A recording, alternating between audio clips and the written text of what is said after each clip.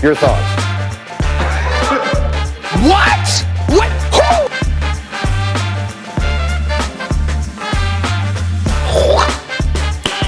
Who? Nice.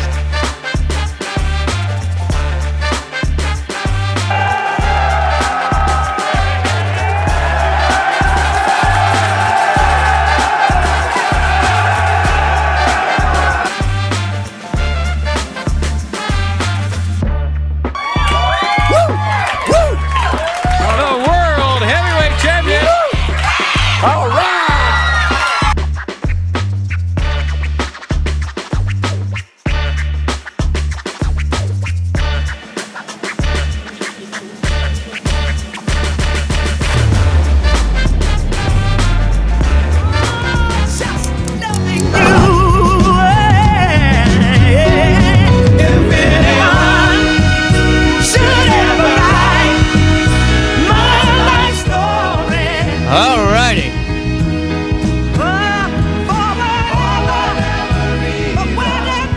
9:03. It's a Wednesday, the 18th day of December, and it belongs to all of us. CJ Nasello, it's our daily show right here on RiverBender.com and Roku TV. I hope your guys' morning is off to a great start.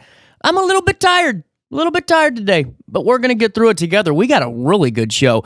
Coming down the pipeline at 9:30 today, we're going to be talking to Madison County State's Attorney Tom Haine. We're going to be looking back at 2024 and just taking a bit of a recap, if you will, of what the Madison County State's Attorney's Office has been up to, the work that they've been doing, and going to be talking to the State's Attorney about some of the adaptations that the State's Attorney's Office has had to make in regards to the acquisition of the Safety Act and how they proceed going forward with that, and then also looking ahead a little bit to 2025. I highly encourage you to check out this conversation. Really excited to have Tom Haine on the show. Then at 10:10, Lacy joins us.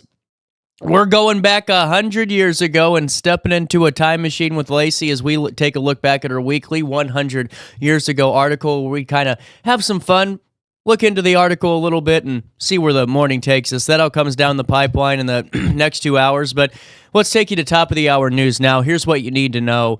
Robert Williamson Jr., a 34-year-old man from Collinsville, is facing multiple felony charges and domestic battery case and has been ordered to remain in custody. On December the 8th, Illinois State Police responded to a hit-and-run incident where they discovered Williamson and a victim who reported being battered during an argument in his vehicle. The victim alleged that Williamson choked her and struck her multiple times. With a history of domestic battery convictions and other offenses, the court has deemed him a threat to the victim and unlikely to comply with any release conditions. We'll keep you updated if more details do emerge. During a recent Board of Education meeting, the Edwardsville Community Unit School District Number 7 Board approved the 2025-26 school calendar, which will see a later start date of August the 20th. Due to summer construction at 8 schools. The school year is projected to end between May the 22nd and May the 29th, contingent on weather conditions, of course. Parents and teachers participated in a survey leading to decisions on shortened breaks, including a reduced spring break. Concerns were raised about final exams taking place after a winter break, but many teachers are shifting to projects instead. Further details will be shared with the Edwardsville families in just a couple of days. We'll keep you updated as we get ready for the start of the 2025 academic year in just a couple of months. Man, we're moving quickly. Kyle Tweedy, a 36-year-old resident of St. Louis County, has been charged with first-degree assault and armed criminal action after a shooting incident on December the 17th, just yesterday. The altercation took place on Darting Drive, where Tweedy allegedly shot the victim during a confrontation. The incident was witnessed by several and partially recorded on video. Officers from the South County Precinct arrested Tweedy at the scene, finding him in possession of a firearm. He is currently in custody, held on a cash-only bond of $200,000 with no possibility of a 10% release. Remember, charges are based upon probable cause and are never an indication of guilt. We got more for you this morning out of Edwardsville and the Community Unit School District as they head into the 2025-26 school year in August, but they're gearing up. They have announced the appointment of Therese Marinelli as the new principal of Goshen Elementary School. I hope I pronounced that all the way right. Marinelli, currently the assistant principal at Windsor Elementary in Harlem School District 122, will take on her new role July the 1st. Additionally, several interim principals, including Cole Kringlin at Columbus and Dr. Rebby Reed at Nelson Elementary, will transition to permanent positions. Congratulations to you two. Superintendent Dr. Patrick Shelton expressed excitement about Marinelli's proven dedication to student success and her potential impact on the school community. And finally, in the news today, in a significant development for the Edwardsville community, both the police and fire departments have welcomed new personnel and even secured funding for essential equipment upgrades. During a recent city council meeting, 4 new police officers were sworn in, joining the force with warm congratulations from council members. The fire department celebrated promotions of 3 members and introduced several new recruits. The council approved the purchase of a 47 new load-bearing vests for the police officers aimed at reducing physical strain on the officers, and a new 2025 F-150 pickup truck for the fire department, enhancing their operational capabilities as they head into the new year. At 9:08, that's a look at what's happening around the River Bend. Let's dive right into weather. Man, it's a weird one out there today. 37 degrees, and it feels like 34. Today, breezy and cooler with intervals of clouds and sunshine, and tonight, partly cloudy. The air quality is good, and grass, mold, ragweed, and tree levels are all 0 today. So nothing to worry about in terms of the indexes. Hey, temperatures will reach 43 degrees today and drop down to about 27 as we head into Thursday. On Thursday, a high of 47 degrees, a low of 28. On Friday, the 20th of December, man, we're getting close to Christmas. Did you get your shopping done? High of 34, a low of 22. And on Saturday, a high of 37 degrees and a low of 23 degrees. On Sunday, a high of 42 and a low of 27 degrees. That's a look at the next 5 days. Here's what's happening now, my friends, at 9:09 and a little bit of change. It's 37 degrees in the heart of the 618. It feels like 34 out there for time and temperature throughout the day. 618-465-4545. This time powered by Bounce Back, Rehab, Recover, and Return Home. Hey, while I have you, before we take a break, First Mid-America really showcases what a community partner does and what a financial institution community partner really should look like. And, they really just are encouraging you this time of the year as they're wishing you a happy holidays to do more with your dough. I mean, with First Mid-America Credit Union, you unlock so much more than just the traditional savings account. You can truly achieve more. And if you go to First Mid-America's website by clicking on the wallpaper or by going to firstmidamerica.org, your gift this holiday season is a free credit score. I know. Gone are the days where you got to pay Intuit or whatever you had going for you and hoping for the best. I love my First Mid-America app. I pull it up, and that's how I got to scream, kind of, I'll be honest, at JCPenney the other day. They hit my credit score for a $4 penalty charge that I never even knew I had, and it was draining it. But with First Mid-America's tools, I saw that, I caught it, and said, what are you doing? And, well, JCPenney and I, we're friends again. Almost. We got to finish some stuff. But hey, that's because I got good, trusted financial partners over at First Mid-America, and I know that once you start your journey with them, you'll feel the same way too. They got auto loans as low as 5.49%, boat and RV loans as low as 6.74%, and home equity at 4.99. I mean, those are rates that you really can not beat. Go into First Mid-America, learn more. Don't forget to tell them that you know who sent you over their way, because it's a team effort over here at RiverBender.com. Visit them for checking accounts, savings, home loans, retirement planning, credit cards, and a heck of a lot more. You might even see me in line. But if you're not in line, if you're in line, be prepared, be ready to go. We all have things to do this morning. You know what I'm saying? Hey, at 9:12, that's a look at top of the hour news. And for more information for First Mid-America, firstmidamerica.org. 9:12 is the time. Why don't we do this? We'll take a quick break.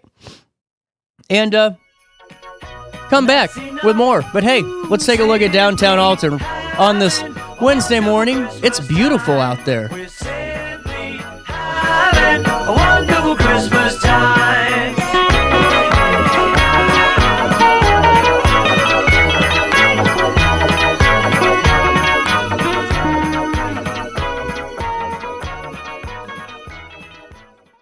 Ready for fantastic deals? Head to Village Dispensary, where every day is a celebration. Start your week with 25% off Dog Walker pre-rolls on Monday. Tuesday, enjoy 25% off Divs gummies. On Wednesday, enjoy 30% off Nevada pens. On Thursday, it's 30% off CQ sodas, margaritas, and more. Friday, enjoy 3.5 grams of Megatron by NGW and Cronuts number 4 by Paul Bunyan for $25. Visit VillageDispo.com and shop now.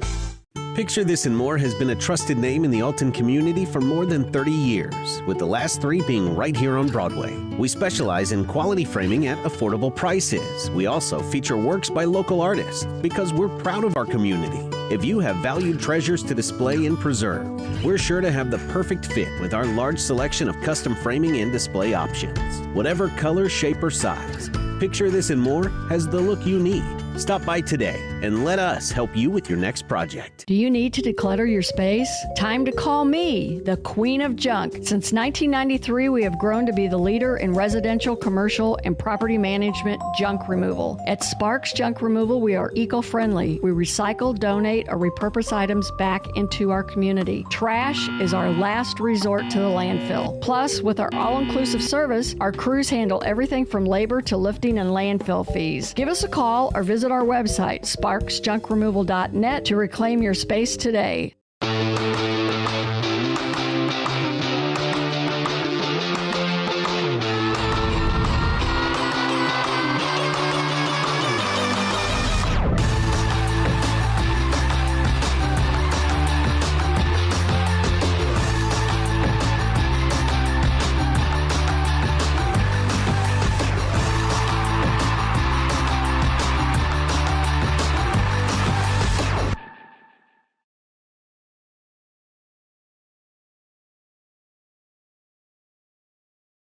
Looking for the best barbecue in Madison County? Head over to Carver's Barbecue in Godfrey, Illinois. From loaded barbecue nachos to mouth-watering pulled pork, brisket, ribs, and more, Carver's serves up award-winning flavors you'll love. Family-owned, Carver's is all about fresh, made in-house dishes served daily. Come visit us at 2716 Groveland in Godfrey, or give us a call at 618-467-9999. Order online, get it catered, or stop by for the best smoked meats around. Where great flavors meet family tradition, you'll find Carver's Barbecue.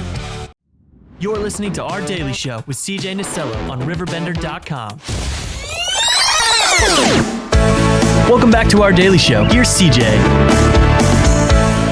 I feel the earth move under my feet. I feel the sky tumbling down, tumbling down. I feel the earth move under my feet. I feel the sky tumbling down, tumbling down. I just lose control.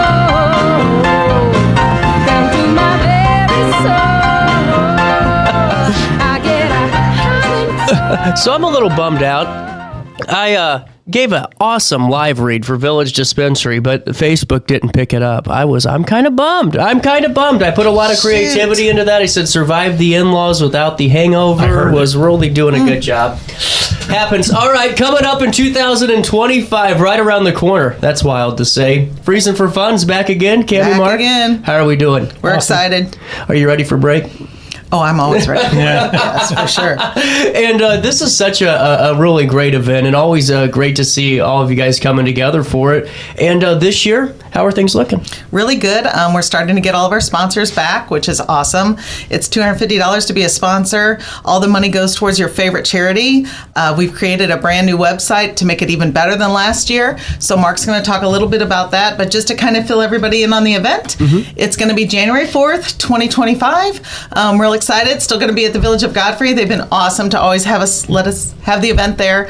And it's so fun. I mean, the firefighters come out, the EMTs, it's a great practice. We hope the water's not freezing this year where they have to break the ice, but it is cold, but we like going in. Did you have to break it up last year? Not last year, Year but before. Oh, there you go. So this is our third event. So, we had a lot of people come out last year, and it's really nice because it's growing. It's not just, Alton anymore. We've got people from all over the cities in the metro area, so we're really excited about just expanding that again. Well, and honestly, I can see this just continuing to grow. I mean, honestly, exponentially. And Mark, I got to just take you right to the website here. Sure. I mean, this is pretty good here. Let's walk people through the new and improved worldwideweb.freezingforfunds.com. Look at this. We can donate right away. I Yeah. love this option. Yeah, as soon as you come to the website, it gives you a little bit of background down below about how it all started. But right there is front and center. You can do one of three things. You can donate. If you don't want to participate, you can just say, "Hey, I want to give $50 or whatever," and you don't. 5,000. No, Yeah, we'll that's, take it. that too. I mean, we'd probably do something special if you're going to do that. But so you can just go in and donate any amount you want, and then the second section is participant, and that gets you a shirt, and you're able to jump in the water if you so choose. You don't have to, but you still get the shirt. That's $35. And then, as Cami mentioned earlier, to be a sponsor, it's $250, and that gets you 2 shirts, gets your name on the back of the shirts that are given out, and it gets you your logo on the website and the Facebook page. Well, I like how easy it is just to sign up for everything. I mean, honestly, just a click of a button. Look at that. Takes you right there. Yeah. There's your participant. Choose a shirt. Do you have a schmedium? Medium. That's an extra $5. An extra $5. We're going to upcharge you. But I really good stuff already. Well, and this year on the website, you can take credit cards. We can do all kinds of different stuff. Oh, really cool. It's not just PayPal or whatever we did last year. And now is Freezing for Funds a 501c3 today? It is not at this point. Not at this point. Not yet.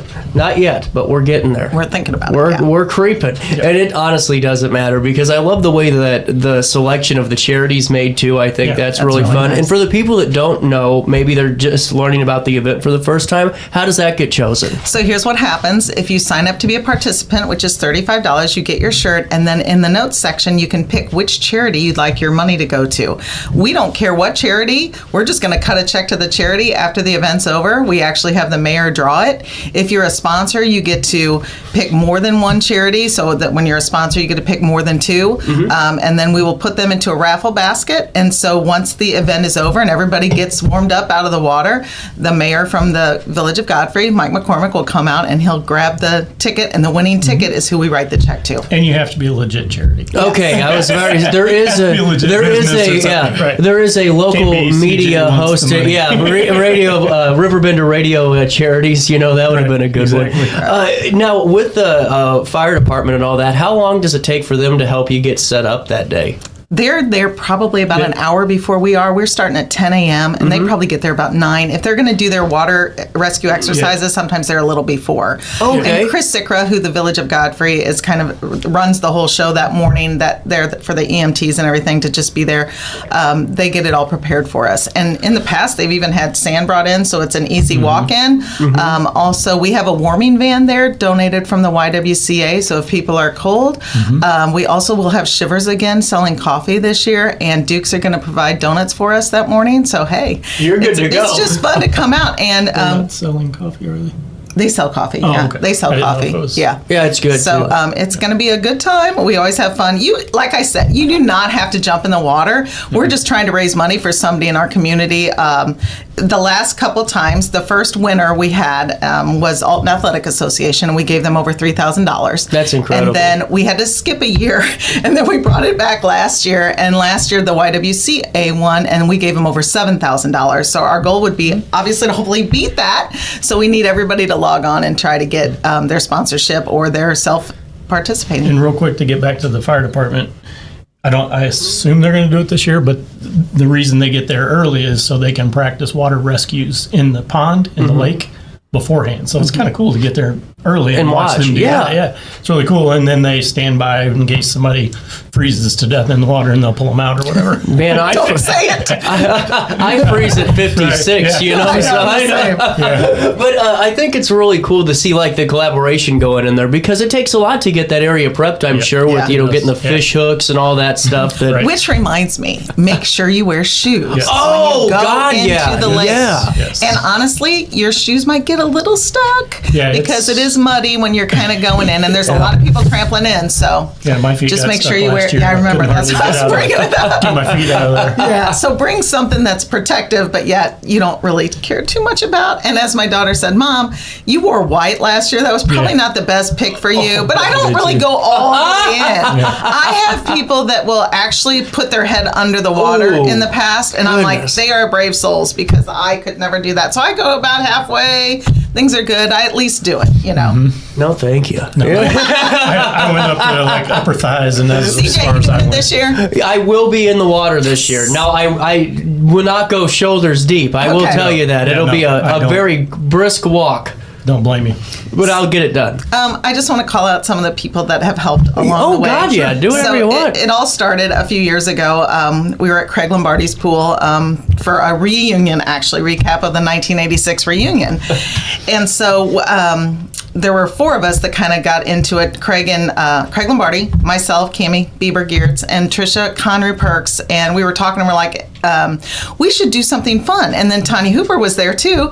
And we're like, yeah, let's do something fun that we can give back. So we have a really good class of Alton Haine 1986. So we always do a lot of things together, reunions and everything. But we didn't want to just make it about our class. We wanted to include all classes and then beyond. So just not Alton High, but Marquette, Jerseyville, Brighton, Southwestern, whoever, Metro East. We even went to St. Louis last year and put it on TV and the radio and everything. So we kind of started the idea, what could we do to give back? And so we just started, hey, have you ever done a polar plunge? I mean, it was 100 and some out when we were thinking about this. So we were like, oh, we need something, Sounds great. you know. Yeah, it was perfect. So they're like, have you ever done one? I'm like, no, I've never done one, but let's do something like it. So that's kind of how the whole thing got started. And we've added a few people along the way. Mark's an expert at websites and phones. I'm always asking him how to do things. So Mark Haynes came on.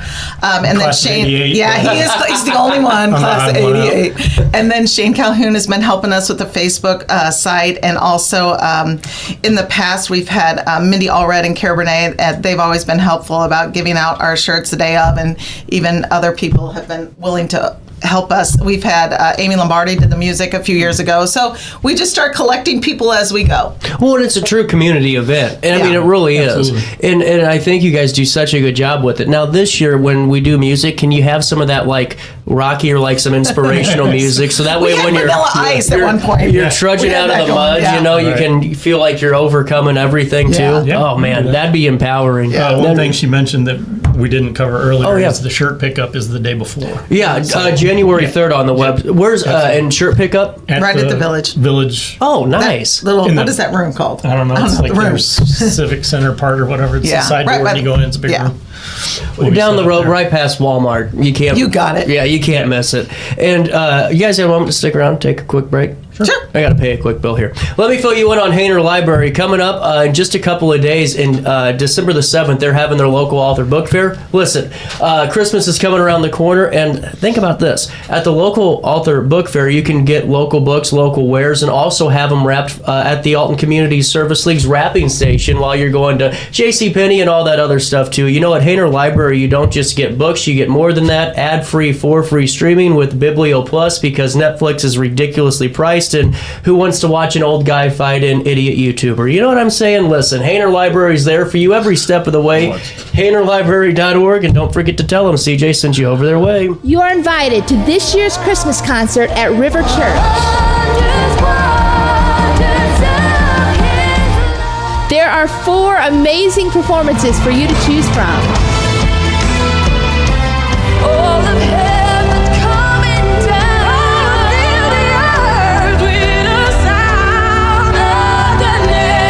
Come and see why so many people make this a part of their yearly Christmas tradition.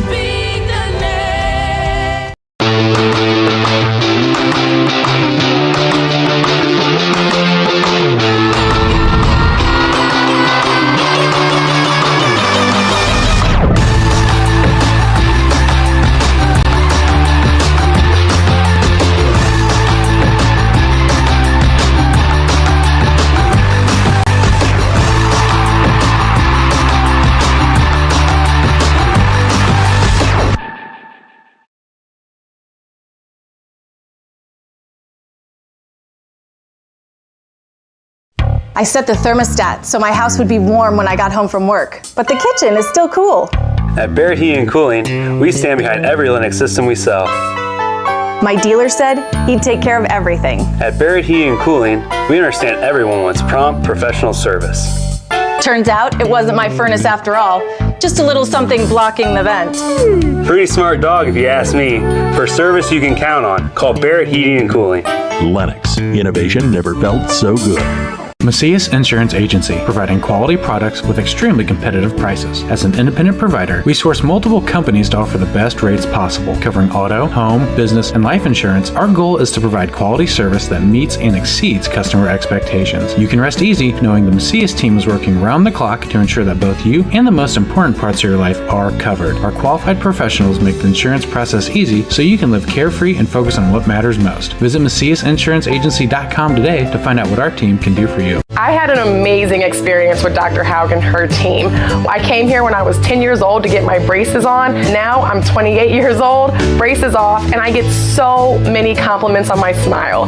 It's helped me thrive in my career as a news reporter, and also as Miss Missouri USA, I took the stage with confidence, knowing my smile was going to make me look like $1 million. I've never felt better and more confident because of my smile.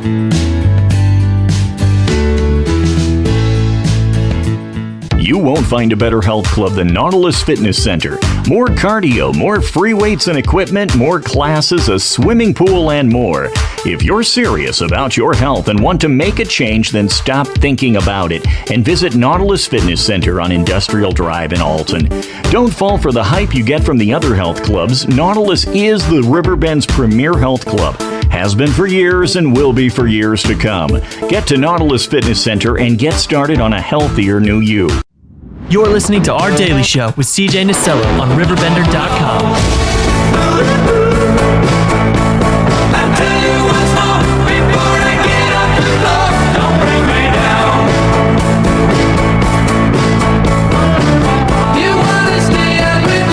Welcome back. 9:34, a little bit of change. Coming back, Blackout Wednesday. You know, I don't go out on the amateur. I was going to ask you. I'm too old now. See, I never have been the Blackout Wednesday person. I always stay away because, you know, I felt like at the time I was a professional, you know, and the older I'm getting, I'm starting to realize I was never, you know. Yeah. No, getting back to freezing for funds, really important to bring up the deadline for getting your T-shirt orders. December 20th is the deadline to sign up and get guaranteed a T-shirt. You can still sign up anytime after that and possibly get a T-shirt, but we can't guarantee it. So it's December 20th. Well, and I like them because are they all long sleeve too? Yeah. They're going to be black this year. Yeah. I like that. I'm a long sleeve T-shirt person because I like to roll them up anyway, you know? Yeah. And I really like the fact that the back of it's full of sponsors. Yes. Who are your sponsors? So this year we've already got some repeats. Reisters are Good back for in. you. We got Jen Mechanical. We got Ryan Bemis Family Chiropractic. We've got Fast Eddie's Bon Air, Loading Dock. We've got Shivers coming back. We have Duke's Bakery. We have, did I say Jen Mechanical yet? Yeah. We have Mike Fanistock, State Farm. I'm trying to think who else. Village Dispensary. Oh, yeah, Village Dispensary. Where every day is a special day. Yes. I brought that one up. I heard you earlier. So yeah, they're starting to come back on again, and we've sent out Facebook messages to everybody. We've sent out texts to our friends, so hopefully everybody will start doing it and thinking about, since it's the giving time of the year, they will start thinking about giving for freezing for funds. Who was the salesperson on this? A lot of us. Her and Craig, you know Craig. Yeah, he's very. Craig can't. Do you want a job? Do you want to? I know you do like 8,000 things. She's got 6 jobs. I mean, if you only want to add on to that huge plate there. But with that being said, I think it's huge to point out too the fact that when people come together, and seeing the pictures, it just seems like it's one of those days like you can really just put everything away and just go and have a true community day. You know, like fun. Regardless of what's going on out there. A lot of people just stand around and watch and go, "Oh, look hell yeah! Why would you? Are you crazy? Awesome. Yeah, exactly. There's more people watching than That's what I would think. Absolutely. No, how many dunked their heads under the water last year? We think about 30 to 40. Oh, dunked their heads. Oh, God damn! I was about probably 5. Craig's son for sure. Yeah. He did. I don't know. Last year, the year before, Jake did it. Yeah, for sure. But we probably have about 5 do it. Most people are. You know, a lot of halfway. people go waist. A lot of people go. I'm pushing upper Craig thighs. to go past his ankles. Craig, he said he went a little further, but I gotta keep my eye on him. I don't know if he really went very far. Dip that toe in and call it a day. I'm out. Oh man, see, I think waste is acceptable. I think that's whenever you can say that you officially completed it. Yeah, and it's one of those things where if you've never done it before, then you just get up there and then you do it. Now that I've done it, I'm going to think twice about doing it because I know what it is and what it feels like. So I may reconsider. Is it worse just to get it over with, or is it? No, I think you just have to. You just have to go right in there. And if you have somebody with you, like one year I had, the first year I had Tanya, she was holding my hand. I'm like, we're just doing it. Let's go. 3, 2, 1, go. And I fell, and she caught me, and she still blames me for getting a little bruise on her, but whatever. And then Trisha, I was with her, and then Mindy. It always helps to have a partner with you, you know, get you through it. And like you have to remember that it's a lake, so it's real shallow by the edge, and the further you go, the deeper it gets. Yeah. So it takes you a minute to get out to where your waist level and stuff. So. Well, and then too, if you get stuck in the mud or something, you know, you do have to kind of keep moving. You can't just stand still. Yeah. You'll sink. And then if you're just tuning in too and you want to do this, January 3rd is the T-shirt pickup day at Village Hall's Civic Room or one of the rooms in there. It's on the side, yeah. But also, what time does the plunge actually start that day? Is it 10 on the dot? 10 a.m. Yep. We actually just kind of gather everybody around. Most people are there before. They're getting their donut, they're getting their coffee, and then right at 10 a.m.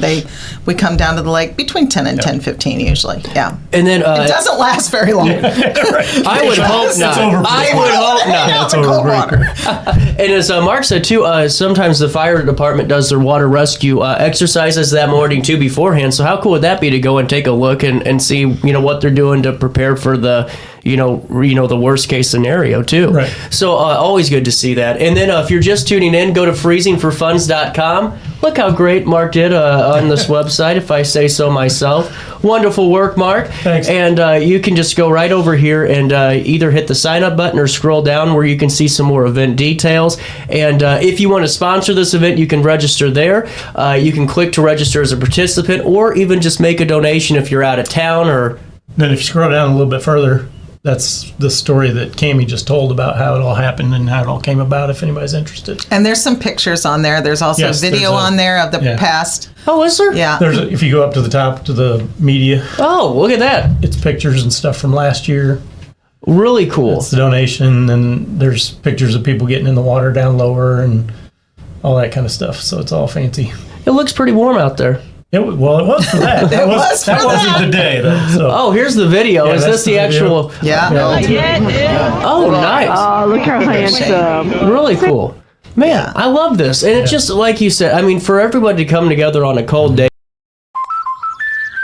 Life's better when you're under the American Family Insurance roof because they know your house is home base for their dreams. Whether it's a kid like me aiming for the big leagues, ready? Future rocket scientist, or a budding prima ballerina. When you feel totally protected, your family's free to pursue their dreams. Which is good. Let's go. American Family Insurance.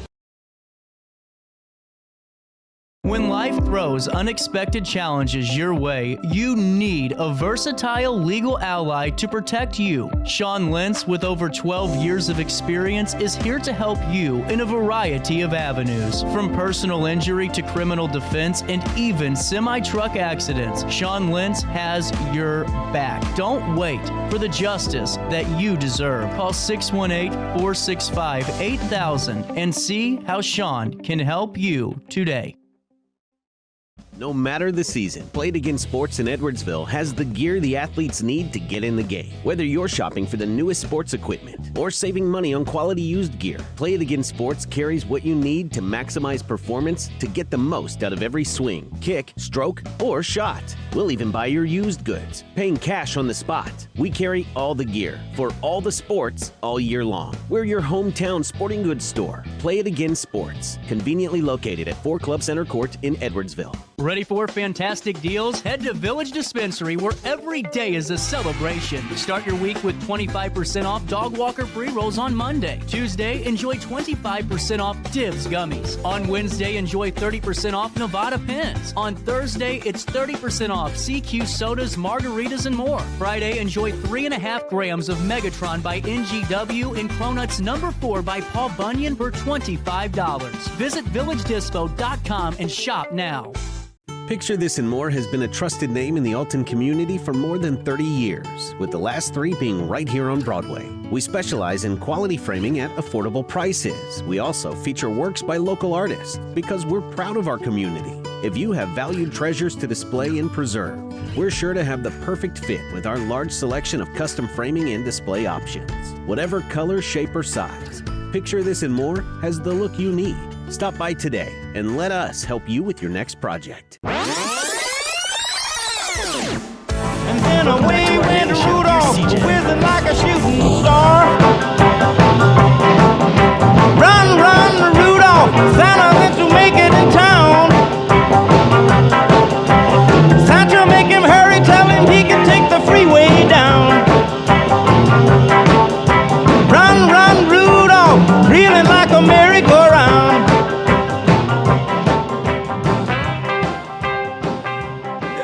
Welcome back to our daily show on this 18th day of December. Madison County State's Attorney Tom Haine in the studio. How are we doing, man? Great to be here. I love your Christmas decor. You got the nativity set. You got Father Christmas. This is beautiful. I'm getting excited. You know, we're going to the Christmas party today, so I got my best Clark Griswold impression for when the bonus comes. You know, like I'm ready for it. I got the pool all ready to go. You know, the office Christmas party. Oh, where all the personal drama comes out. That's right.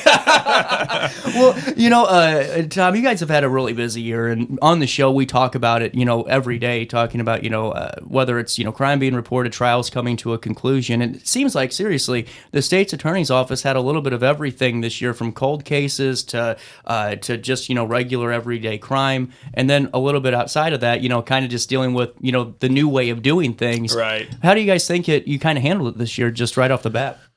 Look, I think we've done as good of a job as we could do. I think we have a really good team. Mm-hmm. That's the main thing is it's a team effort. And in a county as large as ours, we're the top in the top 8 counties in the entire state. Wow. We're the largest county south of the collar counties. I didn't realize that. Yeah, so we have probably the biggest prosecution office south of the Chicagoland region. Wow. And that just means we have, I can't do it myself, not even close. I mean, we have a team of 60 people that works every day to make sure that we have a safer community. Wow. And so it's really a big effort, and it takes everybody working together. And I think we've really done a good job. I think, I was going through the last 4 years, actually, but every year I also go through the last year. I issue an annual report to the county board. I actually brought a copy for you. Thank you very much. Review it. Man, I feel good. Thank you. Make sure our finances are in order. But we issue an annual report because we care about telling the community what's going on. In fact, I have it posted on our website. Every annual report. I've done one the last 3 years, and I'll do one again this year. But, there's never been a time period, a 4-year period, that I can find in the history books where we have successfully prosecuted as many felony crimes as the last 4 years. Yeah. Never. So we've been setting records.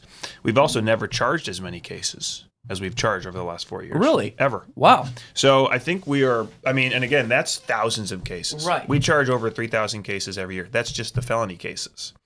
So that doesn't even include, traffic, misdemeanor, doesn't even include them. We have many thousands more of those. Right, I'm sure. And so this kind of volume takes a huge effort. And we have a fantastic team. We have a fantastic team of supervisors, line attorneys, new attorneys, support staff. And, we're working with great law enforcement. Sheriff Connor's a wonderful sheriff. He's probably the best sheriff in the state of Illinois, I think. We are privileged to have people like him. You got Jarrett Ford and Alton just doing a fantastic job. Granite City, Collinsville, Wood River. I mean, these are great law enforcement agencies that we're working with, and that team effort, I think we're seeing results, and I think we're doing as well as we can. I think we're having a lot of success. Well, and honestly, it's a good point you bring up too, with all those different jurisdictions in different towns, because I always say Alton's kind of like a town made up of 7 islands with the wards, and we're all kind of But Madison County really is that, because every town has its own landscape and its own domain and its own history, and whenever you kind of talk about it in that way, where you're covering these towns and you're working with these police chiefs, even though it's different, layouts, different people, are the core values and those core goals pretty much the same throughout the entire county? Yes, I mean, so we prosecute crimes from 28 different law enforcement agencies. Mm-hmm. So a lot of different towns have their own law enforcement police departments, but we also bring in cases from Illinois State Police, sometimes from federal agencies, and so the sheriff's department. So we coordinate every day with law enforcement across the county, and we have a very united law enforcement community. We have meetings with the chiefs routinely that I attend, or my office attends. We have constant communication regarding potential cases, charges, and then once the cases are charged and we have to bring them to trial, we have constant communication with the law enforcement agencies. And so we're really privileged to have a smooth coordination between all those agencies, and that kind of interaction results in, for example, the recent cold case murder that we were successful in convicting Roger Sutton of the murder of Patrina Butler, and that was 10 years ago. Right. And so what happened in that case is kind of extraordinary, because I always tell people, in order to have a successful, safe community, you need 3 things. You need to have the report of the crime. You need to have the investigation of the crime, and then you need to have the successful prosecution. In order to have the initial report, you have to have trust in the community that if you report a crime, it will be investigated and successfully prosecuted. If people have the experience of reporting a crime and then seeing nothing happen to that person who they know victimized them, they just won't report it. And so the initial report is this undervalued part of the law enforcement apparatus, because it shows trust by the community in the law enforcement, and then ultimately in my office to bring justice. And so in the Roger Sutton case, that was a 10-year-old case where a key witness, his nephew, decided he could not live with himself anymore because he saw Christmas ads around this time of year. He saw Christmas ads on TV. He had gotten his life cleaned up. He had been, a drug addict and had been homeless for a while, and so was going through a lot. He had gotten his life cleaned up. He had gotten clean. And then he saw Christmas ads talking about the value of family. And he remembered 10 years prior observing his uncle kill Patrina Butler Turner. And so I think that his decision, based off of that emotional, realization that he couldn't live with himself anymore, he just walked into the Pontoon Beach Police Department. Really? He just walked in and he said, I want to report a murder. And then when he walked in to report that murder, that decision to do that took trust in that law enforcement agency to actually do something about it. Right. Because had he not had that trust, he would never have reported it. So once he reported it, that started the investigation. They did a fantastic investigation, coordinating with a lot of outside agencies, Granite City, the Sheriff's Department, and brought us a case that we could prosecute, and we were successful in obtaining a first-degree murder conviction. And so her family now has the closure. For 10 years, they didn't know what happened to her, and now they know, tragically, but they also know that the person who victimized her, who murdered her, is going to spend. He'll be in his 90s when he gets out of prison. So I think that's a good example of the community trust that's necessary, and that takes time. Right. That takes a lot of time. It's easily broken too. If you have a situation where over a period of years the community has an experience of not seeing justice done in cases, they will not report the crime. It's hard to rebuild that trust. So. Well, because it becomes a fact of the matter of, why am I wasting my time? Why am I wasting my time? Right. Yes, and then that's really hard to undo. That it's really a culture. Yeah. And I think we have a culture in Madison County of trusting and reporting crime. And I would just encourage anybody watching this, if there's one thing you can do to increase our community safety, it's to report crimes when you see those crimes, and to not assume somebody else will do so.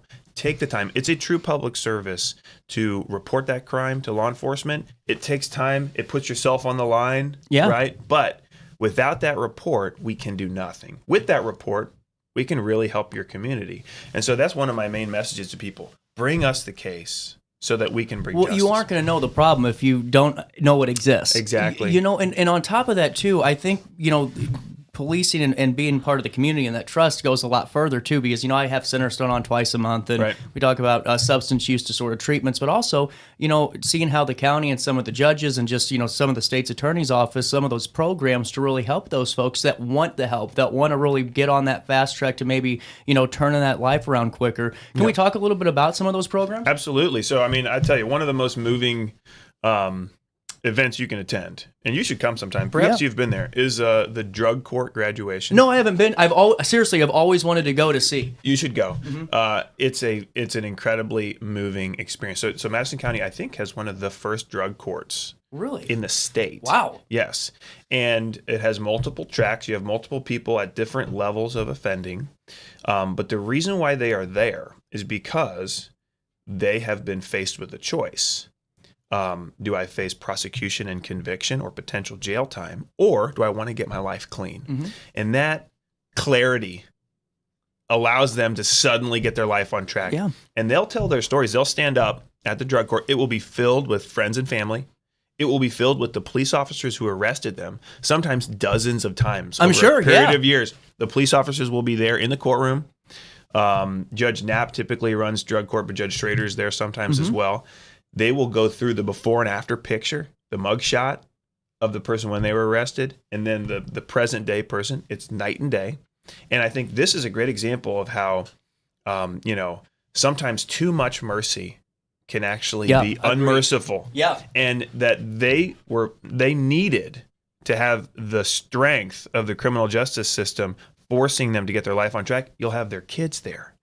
Their significant other there, their mother, their father there, and they're so thankful. They will thank the court for strictly applying the sentences. They will thank the police officers for arresting them, because they'll realize that, and they'll say time and time again, this process saved my life. Right. Well, and see, that's the thing, because life's not about giving things to you, you know, and getting those handouts, and you know, participation trophy rant aside, it's about really putting that effort in. And what I think is so important about the drug court is you're rebuilding families. Yeah. I mean, it's not just, you know, that individual. You're rebuilding that mother that for 12 years or 15 years was probably in the tumultuous battle of a lifetime mentally trying to take care of the children. I mean, it's really important stuff. It's a horrible experience to be addicted to drugs. And I think that they will tell you it's a demon. And I think it requires the strength of the entire system, providing that extra reason to actually get clean. That's just one example. I mean, you know, one thing about being a prosecutor is that you never have to take a case you don't believe in.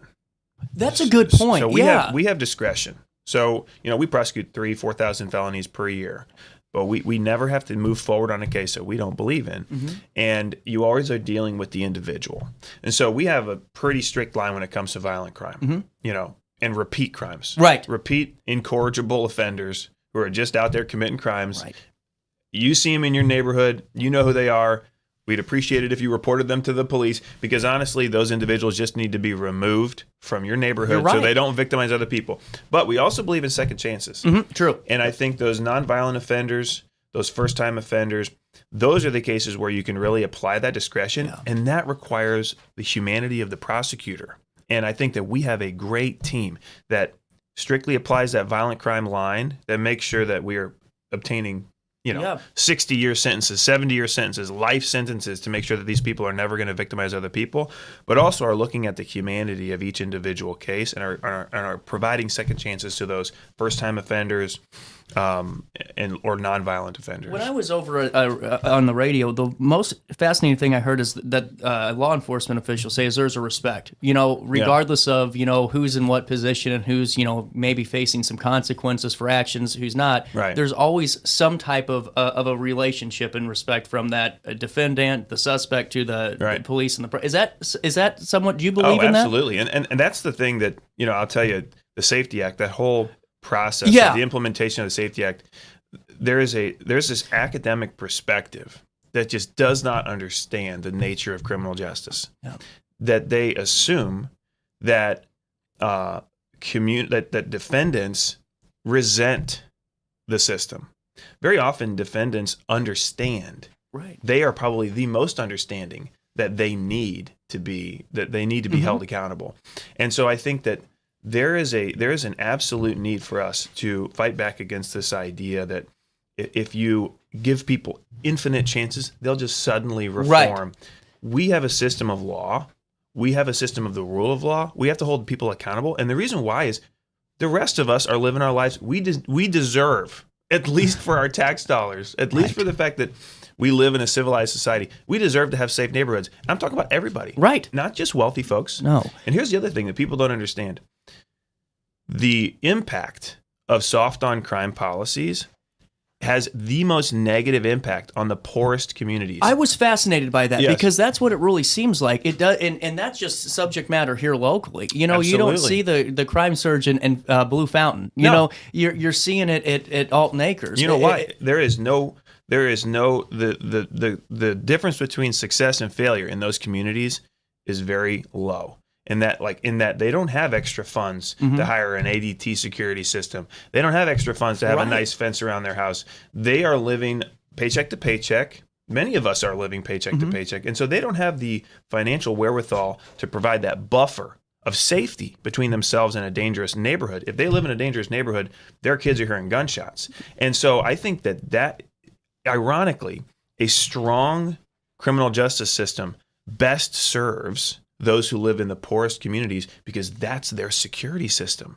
It's a great Their point. security system is the local police, not their own private security or their own security system around their house. So I think there's this misunderstanding that a strong criminal justice system punishes the poorest among us. It's the opposite. And I think that everyone in law enforcement who has worked in this system will tell you that. It's the people who have never worked in the system who have this completely opposite view. And it's frustrating to me. So, do you have a couple minutes to hang out with me? I got to take a quick break, but I want to come back and follow up on that point, too, because it does seem like more of these experts are not really experts. It's just kind of a subject matter thing and not really hands-on conversation, you know, with the designing of the Safety Act and so much more. We'll take a quick break because I haven't taken a break in a while. 9:52, we'll come back with the Madison County State's Attorney right after this in the heart of the 618. Since 1993, Sparks Junk Removal is always adapting to the needs of our clients. That is why we now offer weekly trash pickup for selected areas. Plus, we offer driveway-safe rubber-tired dumpster rental. Give us a call today at 618-781-1407 or visit us at sparksjunkremoval.net.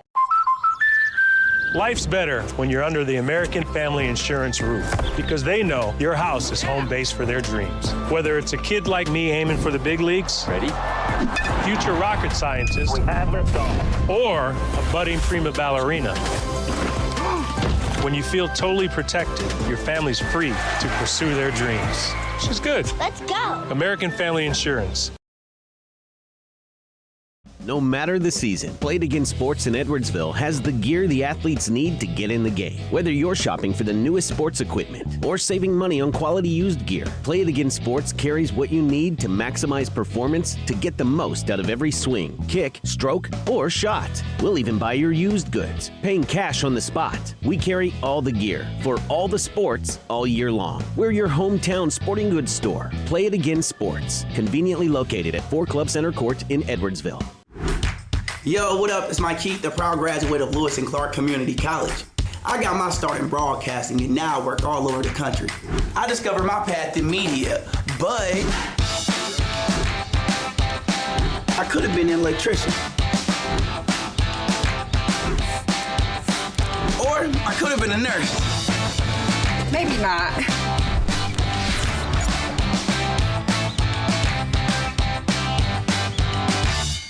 I had an amazing experience with Dr. Haug and her team. I came here when I was 10 years old to get my braces on. Now I'm 28 years old, braces off, and I get so many compliments on my smile. It's helped me thrive in my career as a news reporter, and also as Miss Missouri USA, I took the stage with confidence, knowing my smile was gonna make me look like $1 million. I've never felt better and more confident because of my smile.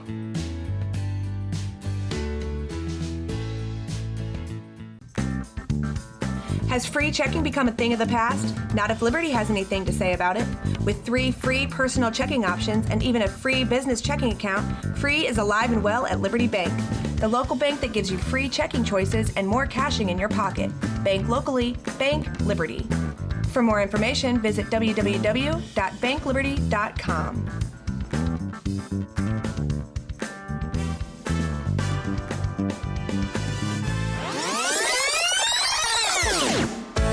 Welcome back to our daily show. Here's CJ.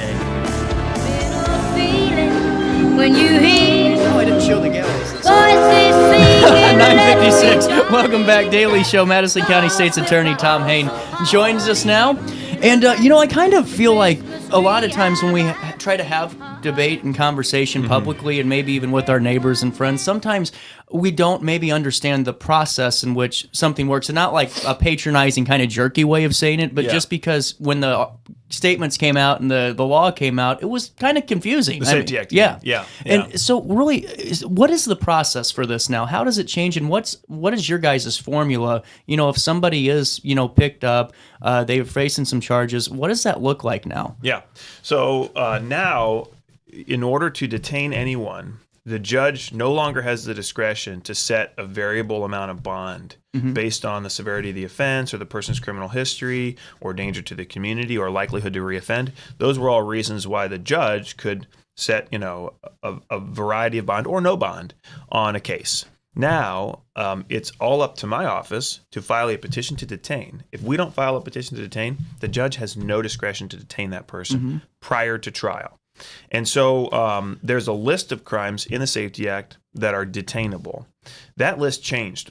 There's also a backstory. I mean, we could talk about this. Right. For No, this 2 is hours. this is like its own weekly show in itself. There's a backstory. There was an initial version of the Safety Act that was a total disaster, a complete catastrophe. And that was the version of the Safety Act that resulted in a lot of political back and forth during the governor's election. Was that, not to cut you off from this, but was that when we started seeing maybe some of those violent crime? Yeah, so the list of non-detainable offenses, there's all sorts of political back and forth. Gotcha. The governor even claimed totally falsely that there was no such thing as a non-detainable offense. I mean, there are such things as non-detainable offenses. I got to use that the next time I get pulled over. Exactly, yeah. I'll tell you a couple of them. One is car theft, non-detainable, still under the Safety Act. Whoa. So there was lots of misinformation. Yeah. Although I hate that term, but in this case, it's true. Falsehoods that were bandied about during that governor's election, to be frank. The governor and I have had many differences. I've sued him many times. I say it like I see it. So, right. In that case, there was a version of the law that was a complete catastrophe. That was the version that was being attacked and defended during the governor's election. After that election, right before the law was about to go into effect, literally 2 weeks before, January 1st. It was the lame duck, right? Yeah. They amended it completely. They said it was a technical amendment. It was a 350-page amendment that totally changed and, in fact, vindicated all of the people who said that original version was a total disaster. So everyone says, oh, no, there's no problems with the Safety Act. It's perfect. It's fantastic. We're going to run for re-election on the Safety Act. We designed it perfectly. Everyone who says it's a problem is a political fearmonger or whatever. And then after the election, you make all the changes that they suggested, and then you declare victory. So I still don't like the Safety Act because it even though they eliminated a lot of like the most insane versions of the original version, they still tied the hands of judges. They tied the hands of prosecutors. They made us go through a huge series of hoops before we detain people that we did not have to do before. And that's basically an unfunded mandate. I have an entire division of my office now dedicated solely to charging and filing petitions to detain. That's several $100,000. That's what I was curious about, because you have to change course if you have to really. I mean, you're under a microscope now. We have to file to detain within days, and if we don't, the judge can't hold them. So now we have to do it, and that takes a huge amount of personnel. I mean, several $100,000 of personnel are now dedicated to a process that previously, took one person in our office. So that's an unfunded mandate. That's a real impact. Now, what we do is we file a petition to detain based off public safety. We can only file petitions to detain on detainable offenses. There are such things as non-detainable offenses. And so our initial assessment of when to file a petition to detain is judged by a conversation with the law enforcement. So law enforcement, when they bring us the case to charge, they will identify we think this person's a danger. And they will bring us the reasons we don't know. Right. Because we're not on the streets. Right. So we have to rely on law enforcement, and we have great law enforcement. And so they will bring us an assessment of whether or not this person's a danger and whether or not this person's charged with or will be charged with a detainable offense. And then we will file that petition to detain, and we will bring it before the judges. We've filed hundreds of these over the last year. We win about 80% of these petitions to detain. It's ultimately up to the judge whether or not to detain. The judge is also restricted, though. Previously, under our cash bail system, monetary bail, the judge had a sliding scale of options. He could have a bail of $200 or $200,000, and it would be determined based off an assessment of a degree of risk. Okay. Right now, the judge only has one option: detain or not detain. He can also put conditions on release, electronic monitoring, but either way, that person's out of pretrial confinement. It's either detain or not detain, and there's no monetary penalty hanging over their head anymore. So the judges are hamstrung, but they are ultimately the ones that decide whether or not to detain that person. But the initial ability to file to detain is restricted by the Safety Act. So, for example, we had a case where a guy was charged with 4 retail thefts in a row. So we filed, very consistent. Very consistent. Every couple of weeks, this guy would go in and steal stuff. Right. Up to a felony amount, right? So these are 4 felony retail thefts in a row. We receive all 4 of these charges at the same time. We could not file to detain because that is a non-detainable offense under the Safety Act. Under the Safety Act, you have to let that person go, and then if he commits another crime, then file to revoke. But he had already committed four crimes. There's no exception for multiple offenses charged at the same time. Similarly with car theft. Car theft under the Safety Act is non-detainable. See, that's amazing to me. It's amazing. Honestly. Yes, and I think the powers that be in Springfield likely are not going to agree with my political philosophy at this point in time. And so I do think there are some amendments to the Safety Act that would be very helpful, among which is allowing any felony to be detainable. That's not the case. Seems natural. It's not the case. Ultimately, leave it up to the judge, but allow any felony to be detainable. Also, right now, the only reason to detain is based off of an assessment of public safety. Are people in danger? Well, for something like retail theft, are people in danger of repeat retail theft? No, but it's corrosive to society. Right. It's corrosive to businesses. It damages communities and neighborhoods. It creates a culture of crime. Yeah. So I think there ought to be the ability to detain someone for basically likelihood to reoffend.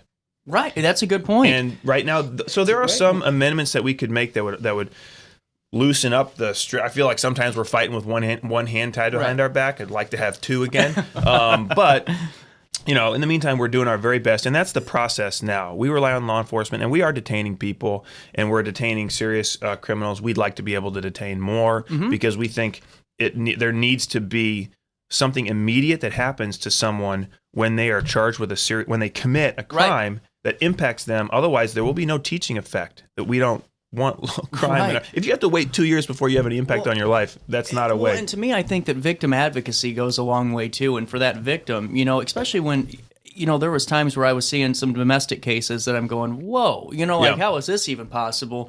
For that victim that goes, hey, I just got, assaulted. I'm going through the trials and tribulations of my life with someone I cared and trusted about. Right. And now on a subsequent offense, I can see this individual 500 feet away walk into the store. And to me, it's like, where's the advocacy? Where's protecting all the rights of folks? Because it kind of just seems like we're protecting more of that, the criminal or the suspect's rights more so than that victim that was battered, abused. And that's just me. That's not really putting words in my mouth, just what I'm seeing, reading the news. I couldn't have said it better. I mean, again, we can only deal with the law that we have. Right. We have to do our best, but it is outrageous. Why do people become prosecutors?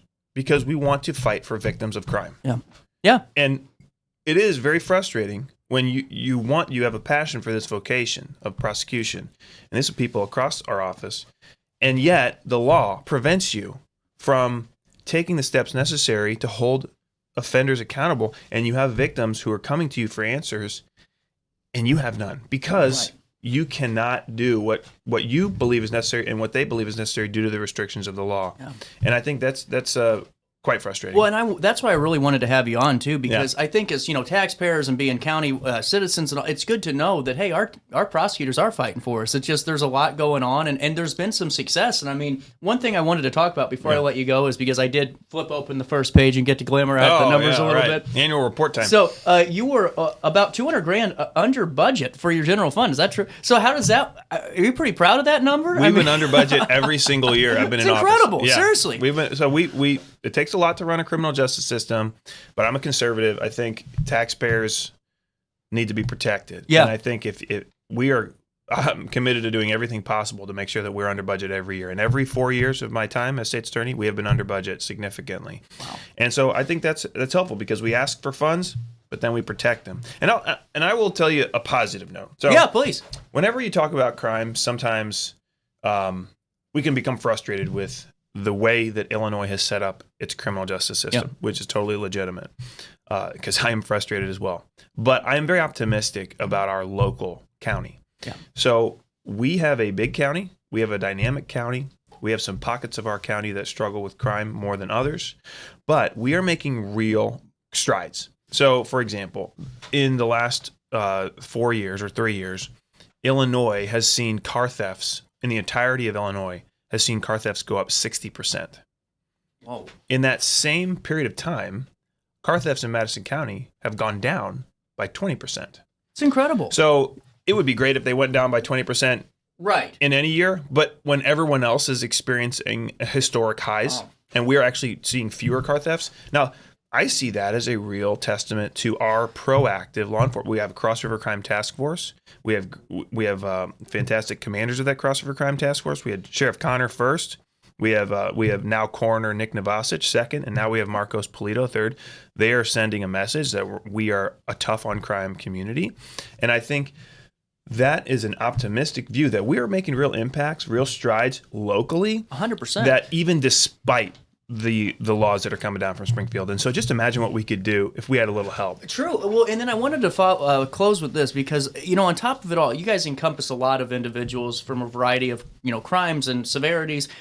But I think it's, I don't want to say promising. It's good to see the action at work because, keeping kids safe is important. Right. And it seems like the last couple of years, and it might be in conjunction with the cybercrime task force with the missing or exploited child crimes against. It just seems like there's more of these cases that are really starting to be, brought up, and these folks are being held accountable that were, really doing and thinking about doing some very terrible things. And so on top of that all, with the violent crimes and the financial crimes and the exploiting and elderly cases that you guys deal with on top of, like trafficking with, cargo and all of that, how do you keep the communication consistent to know, hey, we're taking care of, children's rights. We're taking care of, making sure our highways are safe. What's that communication look like in your office? I got to just know it's complicated. Yeah. You got to be on your toes. Right. Also, you have to really care about fundamental principles. Yeah. So, I mean, that's what we always talk about. We have a mission statement. It's on the back of that annual report, and it's all over our office. And so our mission is to focus on first fundamental principles. Mm-hmm. And so when you begin with fundamental principles, what you have is the Constitution. And so our first priority is making sure that we do not violate the Constitution. We make sure that we protect our Second Amendment rights. We make sure that we protect the procedural rights guaranteed by the constitutional provisions and our Bill of Rights. And so I think that's where you start. But then on top of that, you build a system of proactive, aggressive law enforcement, and that deals with just constant improvement. Yeah. So we're never satisfied. If I come in here next year and I say, hey, car thefts are down 30%, well, I'm disappointed it's not 40%. Right. Or also crime ebbs and flows, and so we have to respond to that. It changes. Right now we have a significant meth problem. Mm-hmm. Some years we'll have an uptick in shootings. Right now we also have a juvenile crime issue. That's a totally separate conversation. That's one for it, because that could be a whole nother hour. Very concerning. But again, we're making progress. So I think you have to be on your toes. You have to keep fundamental principles in mind. You have to keep telling the community we are doing the work. Bring us the facts that allow us to put dangerous criminals behind bars, and just every day work a little harder. Yeah, So 100%. Well, seriously, State's Attorney Tom Haine, thank you so much for stopping by. I always enjoy chatting with you, and you're welcome back anytime. Hey. You guys have some shoes to fill, though. Hot seat for 50 minutes without any questions sent to them. That's pretty darn good right there. 50 minutes. Oh, man. When you hear it, just feeling the Christmas cheer, we need some eggnog next time. That's right. Well, seriously, thank you so much for your time. Best of luck as 2025 rolls around the corner, and we'd love to talk more about what you're doing to help the juvenile crime statistics and more whenever you have the time to. And everybody can go to our website, which is newly designed and hopefully user-friendly, madcosao.gov. And you can find every one of our annual reports. You can go down the list and see exactly how under budget we were every year. and I'd love to hear from you if you have any questions. Absolutely. We'll talk again soon. Thanks. We'll take a quick break on this 18th day of December. We're going to step into a time machine 100 years ago with Lacy McDonald. Well, that starts next. You are invited to this year's Christmas concert at River Church. There are 4 amazing performances for you to choose from. All of heaven's coming down. Fill the earth with a sound of the name. Come and see why so many people make this a part of their yearly Christmas tradition.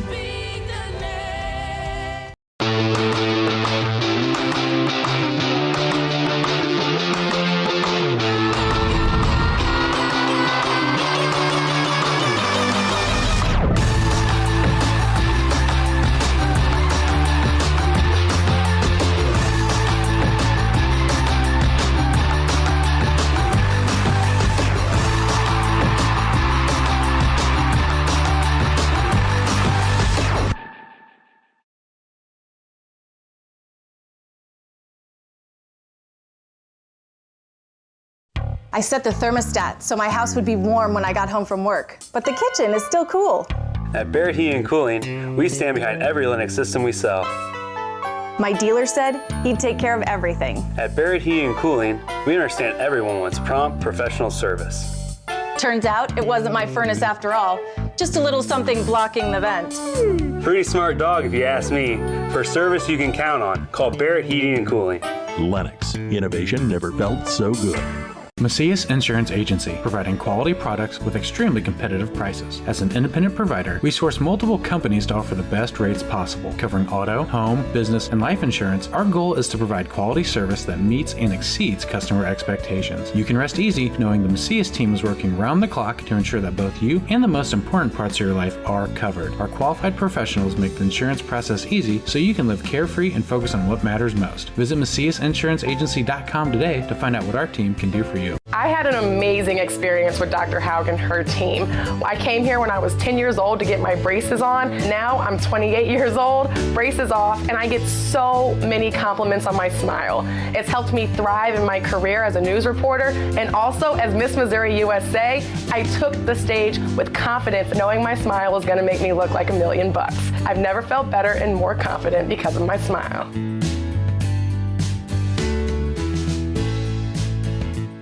You won't find a better health club than Nautilus Fitness Center. More cardio, more free weights and equipment, more classes, a swimming pool, and more. If you're serious about your health and want to make a change, then stop thinking about it and visit Nautilus Fitness Center on Industrial Drive in Alton. Don't fall for the hype you get from the other health clubs. Nautilus is the Riverbend's premier health club. Has been for years and will be for years to come. Get to Nautilus Fitness Center and get started on a healthier new you. Life's better when you're under the American Family Insurance roof because they know your house is home base for their dreams. Whether it's a kid like me aiming for the big leagues, future rocket scientist, or a budding prima ballerina. When you feel totally protected, your family's free to pursue their dreams. She's good. Let's go. American Family Insurance. When life throws unexpected challenges your way, you need a versatile legal ally to protect you. Sean Lentz, with over 12 years of experience, is here to help you in a variety of avenues. From personal injury to criminal defense and even semi-truck accidents, Sean Lentz has your back. Don't wait for the justice that you deserve. Call 618-465-8000 and see how Sean can help you today. No matter the season, Play It Again Sports in Edwardsville has the gear the athletes need to get in the game. Whether you're shopping for the newest sports equipment or saving money on quality used gear, Play It Again Sports carries what you need to maximize performance to get the most out of every swing, kick, stroke, or shot. We'll even buy your used goods, paying cash on the spot. We carry all the gear for all the sports all year long. We're your hometown sporting goods store. Play It Again Sports, conveniently located at 4 Club Center Court in Edwardsville. Ready for fantastic deals? Head to Village Dispensary, where every day is a celebration. Start your week with 25% off dog walker pre-rolls on Monday. Tuesday, enjoy 25% off Divs gummies. On Wednesday, enjoy 30% off Nevada pens. On Thursday, it's 30% off CQ sodas, margaritas, and more. Friday, enjoy 3.5 grams of Megatron by NGW and Cronuts number 4 by Paul Bunyan for $25. Visit VillageDispo.com and shop now. Picture This and More has been a trusted name in the Alton community for more than 30 years, with the last 3 being right here on Broadway. We specialize in quality framing at affordable prices. We also feature works by local artists because we're proud of our community. If you have valued treasures to display and preserve, we're sure to have the perfect fit with our large selection of custom framing and display options. Whatever color, shape, or size, Picture This and More has the look you need. Stop by today and let us help you with your next project. Welcome back to our daily show. Here's CJ. Put the stockings, turn off the light. Santa Claus is coming. I feel like we've done 8 of these. Lacy was Team RB, Team ODS, O's. Our daily show. Okay. What a terrible acronym. You know, I've always wanted one good acronym. You know? I was never going to figure out what that meant. Mine was going to be, like, honestly, like, my acronyms are never fun. Like, there's always, like, you see the people in, like, the satin robe that have the cool initials, and, like, my initials are as cool as IBS. You know? Like, it's just not... I don't have any good acronyms for the show. I was working with a marketing guy for a little bit just to try to get some branding. I'm like, I want a hat. Because we all know the hat, and I'm like, I want a daily show one. Nothing. We tried 500 of these, and it just didn't work. Because I thought, how great would it be to have an acronym? You know, and kind of have some fun with it? Yeah. No, not going to happen. Did you just have to put, like, our daily show, all of it? Yeah. Content machines on one of the hats. Well, yeah, I've got that You got the shirt. I got That's the shirt. right. Yeah. Lacy does have the shirt, but we have trucker hats now. Well, maybe I'll have to get one of those. Well, I'm thinking we're going to create a store. We already got the shelf. Why not just buy some of it and throw it down there, you know? Oh, yeah. Yeah, like at least one of each thing so people know what's available. You know, I'm in the know today. I got the annual report from I feel important, but we all have access to this. I don't know why I'm holding it. But I just... Did you print that out from the internet, CJ? Last night I was being... You know, you get in those moods and you're like, you know, because I'm one of those people where I don't get annoyed very often, but when I do, like, I'm on and I'm not turning it off. You're gonna face the media man, you know? And someone said something to me about my hair and all that. Like, seriously, I was at Max, like, when are you getting a hair? Everybody, like, all day long. And I'm like, I get it. I know, but I'm working a lot. I don't have the 30 minutes to go get my hair cut. I'm getting it in December. Well, someone said something to me about my hair, and I said, listen, I am a D- local celebrity, and I demand, this is my character, this is my look. This is my absolute look. You know how long I was just riding this for about 15 minutes. They thought I was serious, like, literally getting ready to scream at me and all this stuff, like how egotistical I was. Yeah, I love those people. But no one should ever comment on someone else's physical appearance. I think so. Like, just do you know how many times people do that to me? I am, like, literally the most judged person, I think. Seriously. From my hair down to the obvious city miles that I have on my face. So that's okay. Don't talk about CJ's appearance. Hey, don't talk about anyone's appearance. Just like if someone's wearing an awesome sweatshirt, you can be like, you have an awesome sweatshirt. That's where the line is drawn. But what happened to that hair? No. It's amazing. So what'd you write about? I wrote about... We've talked about so many of these. I'm trying to figure it out. This time, we were talking about the Franklin W. Olin Jr. Memorial. It is hotter than organ yesterday dedication. down here. It is already hot. I feel bad for Tom Haine. It's Tom because he came down in his work clothes and a suit, and I'm like, man, the boiler's on. I had my jacket on. I have a break. Everyone's like, CJ's taping these shows. There's no way this is live. No, I just wore this under the shirt. I feel like it's a respect thing. If someone's gonna come dressed up nice, I'm not gonna look, like in a sweatshirt. I've been really trying to be proactive about that. Yeah. So I put that on. I'm telling you, I started sweating profusely, and maybe it's me. No, this room is hot. Okay. But I do think it's funny that CJ dressed up for Tom Haine and then immediately went back to casual when I showed up. I'm feeling free, Lacy. Feeling free.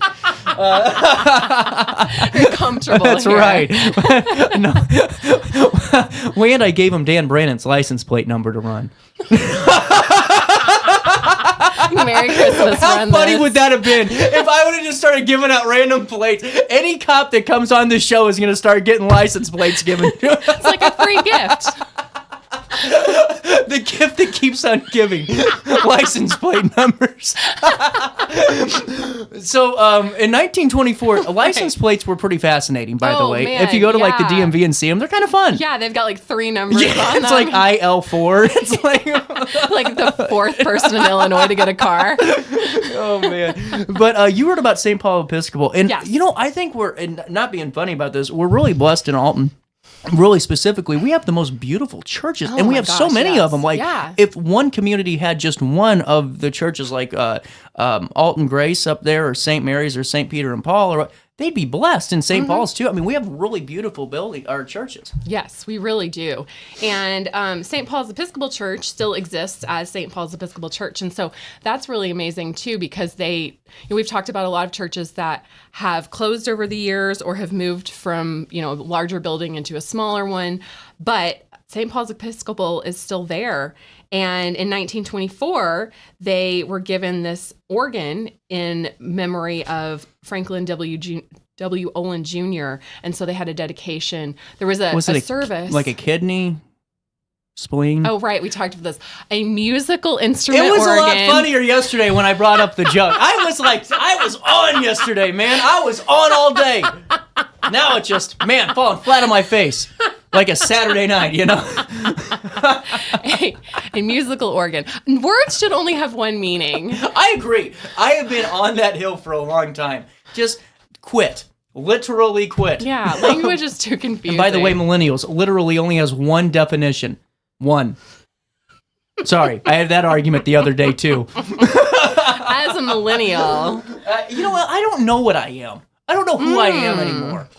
Because I was a millennial for the longest time until like the younger generation became Gen Z, and then I kind of became a hybrid Gen Zer. Oh, so you don't have a designation? But I kind of not. I'm like a 99er. I feel like that's millennial. That is literally right before the millennium. Yeah. But not anymore. Apparently I'm Gen Z.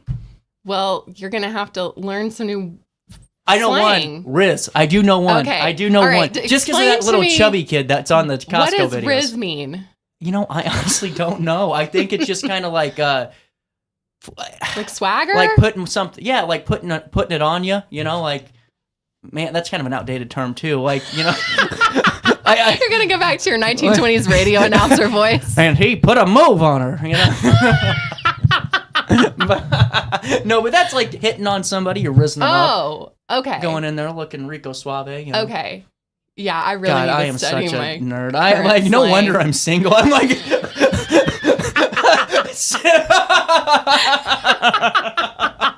Once you figure out exactly what the word Riz means, you'll be golden. So, the organ's a big deal for the church. Yes, it was a very big deal for the church. So they had a service, like obviously an actual church service in the morning, and then had a actual concert dedication in the afternoon. I don't know why I said actual twice. Actual service, actual concert, like they were gonna fake one. Words. I do that all the time. So they had this concert in the afternoon and Blessing in the morning, concert in the afternoon, with an organ recital and vocal accompaniment. And so I did a little bit of research about the vocalists. So Mildred Dixon McDowell, Revan Desjarnette, and Herbert S. Heil were the singers that performed along with the organ music. And the church organist did the playing of the organ, and that was George A. Ritter. How long? Rider. Is the organ still in commission? So I tried to figure that out. Not being, if I just figured that'd be kind of cool. No. I wondered that too. And I found some information about a dial organ. So this is an Este organ that was installed in 1924. A dial organ from the Dial Organ and Company was listed as being at St. Paul's Episcopal Church. There's no way that's the real Church. name of a company. Dial? Dial and Organ and Company? Is that what? Dial, like DIAL Organ Company? Man, they're pretty specific about what they're selling, aren't they? Why? Are they different types of organs? Oh, no, like... Oh, okay, that was my discount. I'm like, wait, so they only sell a dial organ? No. So I'm not being funny. That was a literal thing. Well, organs are very complicated. So right. It's possible. Just say it. I don't know. It was the name of the company, but it could just be a type of organ. I don't know. That's why I'm not being funny. Either. I just no. It's like very specific company. I thought this was going to be a very simple. You were ready. You're like 10 minutes. We're in and out, and here's CJ questioning the world. The organ part. You're right. Because I couldn't figure it out because. I get you. That was installed in 1992, according to the Dial Organ Company. But there was also an organ that was installed in the 1970s, but I couldn't tell if it was like a supplementary organ or if they just added more pieces. Because a lot of organs have been just built on top of year over year, like in London and all that with the really, really old churches. Yeah. So they just they basically add more tones, and then you can play more things, but the organ itself is still So I think I would have to contact St. Paul's to ask the specific history of the organ. Father Guerin. Yeah, and he's a good guy. And he saw the article and commented on it, and it made me feel really good. Was he happy with it? Yeah, really good. He's a good guy. Yay. He's a good guy. Yeah, so big fan. No, me. I meant it that way. I article. meant it that way. It was funny that you said, like, I'm a big fan of Father Guerin now, you know? No, I'm a big fan of all the stuff that St. Paul's does, and so it's cool that, when I write something like this, I really hope that the organization or the people involved enjoy it. Yeah, that is cool. So I was happy to see his comment. And anyway, so they might know more about like the specific details of organ history at St. Paul's, because I couldn't figure it all out, partly because you don't just take out an organ and put in a new organ every time you change your organ. Yeah, it's true. Yeah. Brings a whole new phrase to the term organ donor. Yes. Yeah. That's what I'm going with. Several organ donations said there at was St. Paul's. 100 years ago, an organ donor. Yeah, you did fit that. I did. I was ready today. So, this is a big deal for the patrons of that church, I'm assuming. Yes, it was a really big deal. Was it talked about for a couple of days, did you see? So was this kind of a campaign almost? It was not a campaign because it was specifically donated in memory of Franklin W. Olin. But there was an article in July. Is he related to Owen Glass? Like, is that a different Owens? Olin. Olin. So I'm hearing Owen. I'm sorry. My fault. Owens Illinois Glass Company. Olin is the guy. Yes. Yeah. Okay. And that was all the like Western the military, not military academy, the Western Cartridge Company. Like gotcha. The primers and all that. All the stuff that was done for World War II, like Winchester. Thank you. Yeah, all of the wartime. Really, supplies. I was just curious because I kept hearing I'm like, okay, well, it's kind of cool to read this and see like a name like Owen and on that because we just see the last name as now a faded portion of a sign. Right. But it's really cool to look back and see it, folks being talked about in the present day, like even with just the last, might not be connected, but just going, in Oland, or, talking about, who knows, some mayor from 1965 and seeing them in action, and just kind of see, it's a different perspective than how we would write about them 100 years later. Right. And especially because when you're reading a newspaper article, it is written in the present day. And so it's such a different experience than reading like a history book. Right. And I have to be really careful about that because sometimes if things are really depressing or distressing and you're reading about them as a newspaper article, you have that same like visceral feeling because it's present day for the audience. So I sometimes have to be careful about how much bad news I consume in that form. So that's been a thing on the show too. We did a thing in St. Louis with Ray.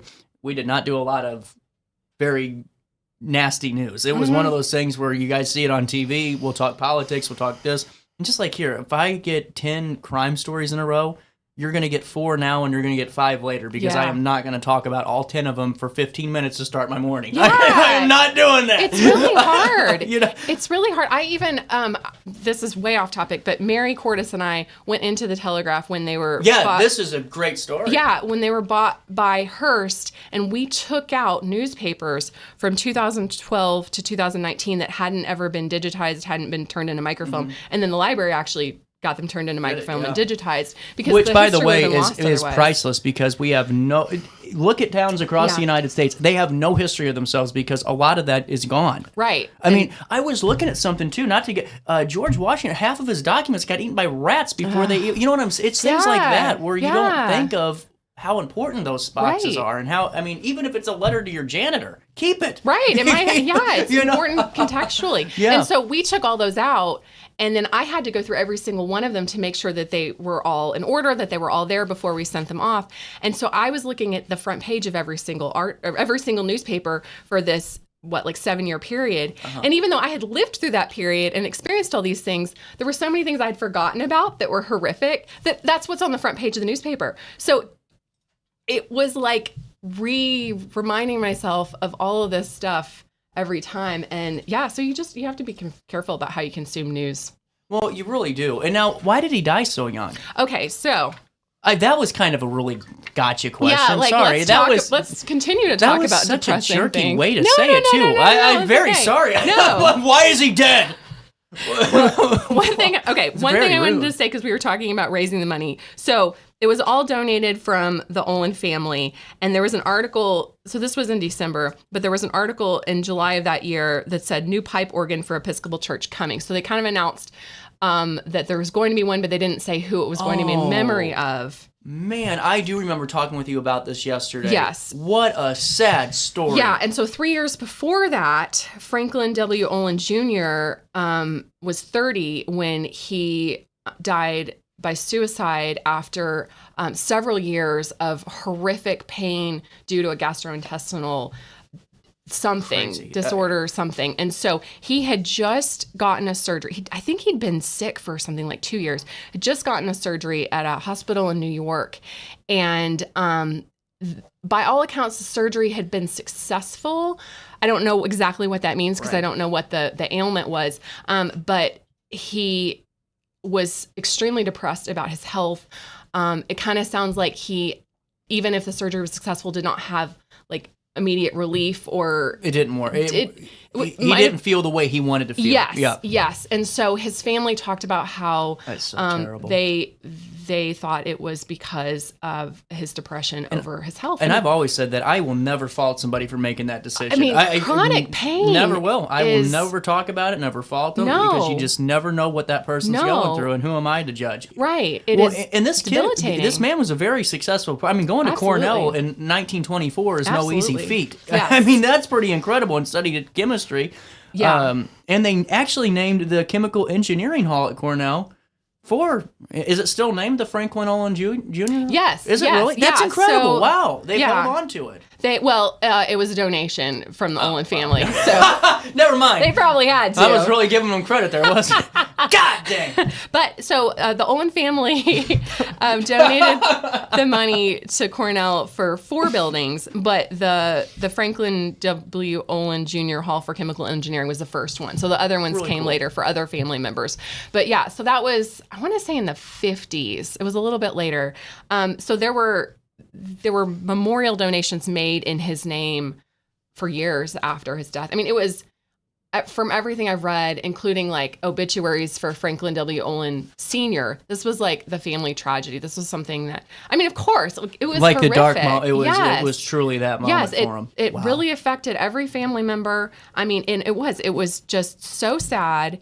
And they knew that he was, having a physical and mental difficult time. I think with it's this. really cool, though, in a way. Hindsight being 2020, obviously being 100 years later. Yeah. There's ways that we grieve, and you know, and who's to say how you grieve when somebody takes their own life or any of that. And if you have issue, please use the helpline. It is available. But it's really unique to see. Instead of just having that kind of to yourself or maybe doing something on your own, let's donate an organ to the church in honor of him, so that way when we go, we can think about him while the music. I mean, it's just kind of a different way of doing it, and a really unique one too. And I think that the level of transparency that the family had, like this, especially back in you didn't have to be transparent. You didn't have to be transparent, and I think especially when we're talking about mental health, like it has not always been something that people were willing to discuss, and to have that grace along with this. It's a really sad story, and also you're right. There are ways that they remembered him that feel really special. Lacy, we did it. This is your last live one of the year. Of the year, yeah. Of the year. I will see you next year. Yeah. Oh, I did it. Remember? I told you yesterday I hate that see you next year stuff and new year, new me. Well, you didn't say that you hate see you next year. Oh, I did not yet. I hope you don't hate see you next year, because that would be sad. Only when they say it on New Year's Eve. Oh. Like, honestly, that's when you get throat punched. Okay, that's when you fine. get immediately throat punched. Yeah, because we won't see each other for like 2 weeks in real life. Here in the studio, it will look like we see each other. IRL in real life. All right. Hey, Ameren, Illinois stopped by yesterday, and I want to play this for you. Really good stuff about natural gas safety, what to look for in your furnaces. It's that time of the year. What should we do to maintain them, keep them healthy, keep our bills looking good, all that fun stuff answered in this conversation. Just loving you. Oh, here we go. Tuesday, 9:01. It's the 17th day of December. Our daily show right here on RiverBender.com, Roku TV, anywhere, everywhere you hang out with us. Thanks for tuning in. We got a great show for you. Gonna hang out and talk with Ameren here, all things natural gas safety, but also coming down the pipeline in this 9 o'clock hour, going to be talking with Shannon and the home builders, remodelers of the Metro East Association. And then at 10:30, we're going to be talking to Caritas Family Solutions. So a great show coming down the pipeline, and we're going to see how much trouble I can cause here in this first interview. Brian, Jake, thanks for stopping by. Brian, got to meet you just last week, and really just great to have Ameren on the show. Talked solar a couple of months ago, and really just great information. The audience really enjoyed it. And now to talk natural gas safety, especially this time of the year where we're turning those furnaces on and we're starting to smell. What is that smell in the air? And then we call you. That's right. So no, it's important that we're talking natural gas safety, as you mentioned. Folks are just now, actually it's probably been about a month where people have it's been off and on with the gas furnaces, but no, we're just here today to go through some safety tips. Our real expert here is Jake, sitting next to me, CJ. He's all things natural gas. I'm just here as his sidekick today. Absolutely. And Jake, right, with that being said, I got to ask you right off the bat, because I've had this argument with Grandma for the last couple of months. Should we keep turning our furnaces off and on when the temperatures get warmer and colder? Because in Illinois, and especially the St. Louis region, we have that weird false fall, and then we got early winter, and then we're back to summer for a little bit. Right. What's the best way for us to kind of gauge when is the proper time to even flip that switch? Whenever it's comfortable, honestly. I mean, the appliances, they're designed to run on and off all the time. So yeah, I mean, you got to love Illinois weather, where, we have a mixture of spring and summer and fall and winter all within a week and a half time frame. It's true. But, they're designed that way. And really our message is just we want to just educate everybody on make sure we have those things checked out every year, and it's just out of sight, out of mind. That's the nice thing about natural gas appliances is they're there when we need them, but we don't ever think about it. And just having that trigger of towards the end of the summer, we know it's around the corner, just reach out to our local HVAC technician that we're comfortable with and have them come in and check all that stuff out.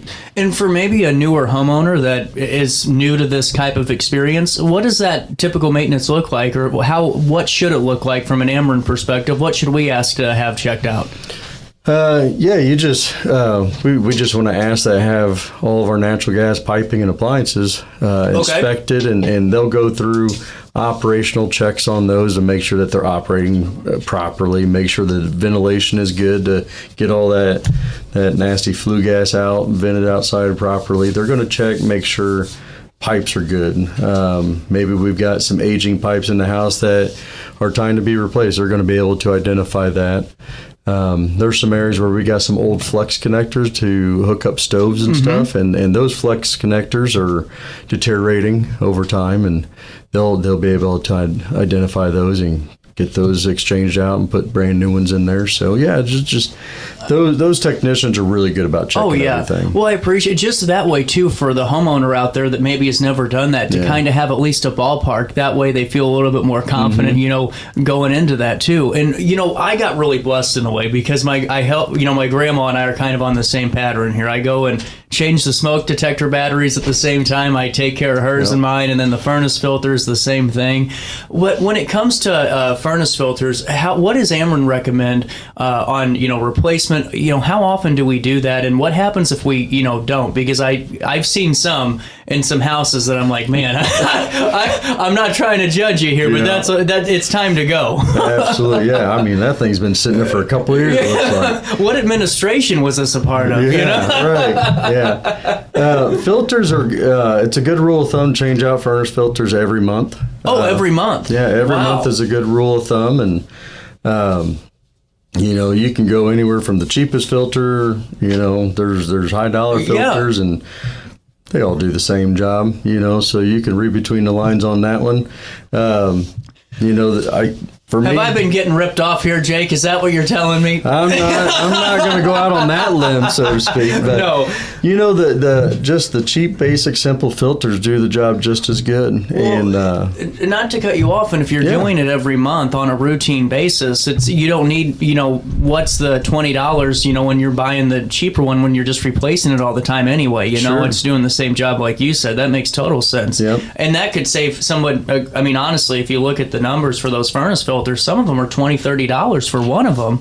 You multiply that. Do you multiply that for a year? That's expensive. Right. And the other thing that I was going to add, piggyback on what Jake is saying, especially if you have dogs or cats. Oh, yeah. Those, I mean, the amount of hair that, when they shed it naturally collects and goes down into your ducts, which eventually go into your furnace. So that's why you want to, get those filters replaced on a regular basis, whether it's once a month, whether it's if you buy the more expensive ones and they're every 2 months. You just want to get into a routine. I actually on my furnace I keep a magnet with a scratch pad, and I just list every single time I change the furnace filter. That's my habit that I do for myself. So it's just getting into a routine habit to do that, because let's just use the pet hair as an example. It will cause your furnace to run more. I mean, it's a stress on your furnace if it's chock full of pet hair and stuff like that. That's why you want to change it on a routine basis. Yeah, one of the most important things with proper operation of a furnace specifically is airflow. So it's just another reason why we want to make sure we change those frequently, is because the more clogged up they get, especially with pet hair and stuff like that, it also restricts the airflow. So they're not going to run as efficiently either, and if it's not running efficient, it's burning more fuel, and that could be either wear on the appliance, or could even cost, bill to increase a little bit. So changing those out also attributes to just really efficient. I'm glad that we transitioned to this point because I wanted to ask this question, but for the audience, I know them too well at this point, years into this. This is going to sound like a silly question. Does the arrow matter on the furnace filter? Because I don't know, for the longest time, it's like my biggest conundrum. What is the actual direction of the airflow? Which way should the arrow be pointing? Because I would assume that it's going out, but you start talking, in your head, you get in those little debates, and it's like, does the arrow, is it supposed to be pointing out away from the furnace filter or away from the furnace or back towards the actual main furnace itself? Should it be pointing in or out, the arrow, for the airflow? The arrow should be pointing out because that's the direction of your airflow. I'm such an idiot. I've been fighting myself. Seriously, Jake, for months about this. I keep changing it. And I keep going back downstairs, and I'm like, no, that doesn't make sense. But that's why you buy a filter that doesn't have an arrow on it. That's a good point. All right, that's the easiest solution to that. See, Amron's always here to help. So, a life hack for me, same situation. You would think as the a spokesman for the company that I would know that, but you're in a hurry and all of a sudden you're not paying any attention. The last time I had mine, I shouldn't say the last time, several years ago when I had mine inspected by an HVAC guy, I told the guy, I said, Bill, I am so tired of getting this confused. I said, would you just put an arrow on which way it should point? So now every time I change the filter, it's a no-brainer for me. I can buy whatever I buy, and I just point the arrow to the way I have it written on the side. And it can be tough, by the way a furnace is installed. Sometimes they're installed, I know this sounds goofy, but sometimes they are installed upside down. Sometimes they're installed sideways. It just depends on how the system's designed for that house. Or I'm sure in these homes too that are really unique and older homes with dirt basements and blocks, sometimes it's hard to put a furnace down there without configuring it sometimes that way too. Right. So it just you just determine which way the air is flowing out of that furnace and or into the furnace, and that's how you want to set that up. So my first kind of introduction to the blue flame was with my grandpa because, that it would go out every once in a while and then you go down there with them and kind of learn how to do it. And, I really wanted to talk about this too because it's a really big safety thing, and I think the more we talk about it, maybe it helps some parents educate their children about what that flame is, what the natural gas safety habits look like, and with Amron, what's it look like? Number one, when that pilot light goes out on that furnace, that gas furnace, what should we immediately do first? Immediately, you want to either shut the valve off to the furnace or just shut the furnace down at the thermostat. You just want to make sure it's not calling for heat until we get that solved and get somebody out there to inspect that. Okay. The other thing, a lot of times, especially nowadays, is furnaces don't necessarily have pilot lights all the time anymore. That's what I was curious about. A lot of the newer ones, high efficiency furnaces, will have what we call electronic ignition. Okay. So understanding what type of ignition you have on your furnace is important, because if you look in there, you don't see a pilot light. It could be just because you have an electronic ignition furnace, which is good, again, when you have that inspected, just to ask that technician, hey, what should I be looking for if I think I have a problem inside there, before I call you. Right. So understanding that, and you talked about blue flame, looking at flames either on a furnace, a water heater, a stove, that's a good visual, to make sure that we've got proper operation on any of those appliances. You should have that crisp blue flame. If it's orange, yellow, dirty, or orange or yellowish, that means that we got a dirty flame. Dirty burners are building up some carbon on it. It could even mean lack of ventilation. Really? Like on a water heater, water heaters are typically down in our utility rooms, which is, for a lot of us, myself included, it becomes a catch-all. Right. That utility room is like a catch-all for anything and everything you don't want to see. Yep. Right? And so a lot of times we stack stuff up around that water heater where we got to make sure that we keep, within 5 to 10 feet around that thing clear, because it's pulling clean air up underneath that water heater in order to burn completely. Same thing with their furnaces. So yeah, we got to allow proper ventilation for those, along with proper ventilation of getting the flue gas out. So what do we do when we start seeing that, a dirty flame, or we see, something that's not consistent with what's the norm?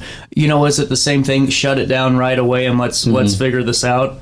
Absolutely. Yeah. If you're seeing that, it's safe bet is just shut it down, get somebody out there to inspect it, check it all out. The stove is the one that, caveat to seeing a dirty flame on a stove, it could be because there's a dirty stove. It could be cleaning. Does that confuse people from time to time? It does from time to time. And we've had calls where we come out there because they realize that it's really orange. Well, we get there and find out, wow, this is the cleanest kitchen I've seen. Well, they just cleaned the kitchen. A lot of those cleaning products can cause that for a little while. Okay. Do they just need to burn off? Or? It burns off a little bit. Humidifiers can cause that because it's creating a lot of particles in the air. Makes sense. But, the reason we emphasize that is because it can also be a sign of CO as well, carbon monoxide. And so, yeah, there's a lot of different variables that can cause a dirty flame, but one of them being CO. So we always tell them, better safe than sorry. If you see that, just call us and let us come check it out for you. Do a CO check through the house, or call your HVAC and let them do a CO check through the house just to make sure and rule out anything else. Really quick, you guys got a moment to stick around? Mm-hmm. Yeah. I got to pay my first bill of the show. 9:14, a little bit of change. Hey, coming down the pipeline, we'll be talking to Denise Sparks again. She was just named best of the best when it comes to trash service, and that's because, well, quite frankly, for 30 years she's been in business as the queen of junk. And she said, CJ, I want to start picking up trash just like the big guys do, and she hasn't looked back. Those purple and yellow trash can guys mating like bunny rabbits all across the community, And that's because Sparks cares about the community. When you call Sparks, that's who you get on the phone. You don't get a third-party call center. You get somebody that's there to help you with your weekly trash needs. If you're an older adult, or valet weekly trash pickup services where they'll walk inside your house, pick that trash up for you, take you to the can, and you're good to go. And you can live comfort-free a little bit that way, too. Go to sparksjunkremoval.net and start your journey with the queen of junk today. And don't forget to tell them that you know who sent you over her way. Since 1993, Sparks Junk Removal is always adapting to the needs of our clients. That is why we now offer weekly trash pickup for selected areas. Plus, we offer driveway-safe rubber-tired dumpster rental. Give us a call today at 618-781-1407 or visit us at sparksjunkremoval.net. Life's better when you're under the American Family Insurance roof, because they know your house is home base for their dreams. Whether it's a kid like me aiming for the big leagues, ready, future rocket scientist, we have liftoff, or a budding prima ballerina. When you feel totally protected, your family's free to pursue their dreams. She's good. Let's go. American Family Insurance. No matter the season, Play It Again Sports in Edwardsville has the gear the athletes need to get in the game. Whether you're shopping for the newest sports equipment or saving money on quality used gear, Play It Again Sports carries what you need to maximize performance to get the most out of every swing, kick, stroke, or shot. We'll even buy your used goods, paying cash on the spot. We carry all the gear for all the sports all year long. We're your hometown sporting goods store. Play It Again Sports, conveniently located at 4 Club Center Court in Edwardsville. Yo, what up? It's Mike Keith, the proud graduate of Lewis and Clark Community College. I got my start in broadcasting and now I work all over the country. I discovered my path in media, but I could have been an electrician. Or I could have been a nurse. Maybe not.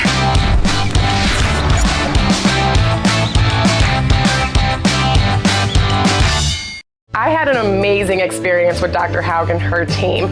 I came here when I was 10 years old to get my braces on. Now I'm 28 years old, braces off, and I get so many compliments on my smile. It's helped me thrive in my career as a news reporter, and also as Miss Missouri USA, I took the stage with confidence, knowing my smile was gonna make me look like $1 million. I've never felt better and more confident because of my smile.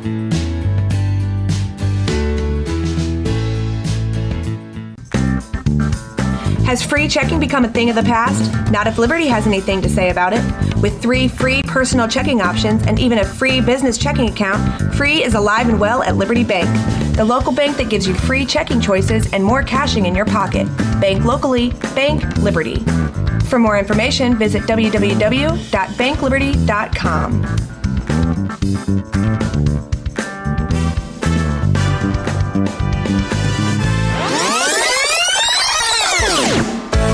Welcome back to our daily show. Here's CJ. Most wonderful time of the year. There'll be much mistletoeing and hearts will be glowing when loved ones A little bit of a shot of our nation's capital.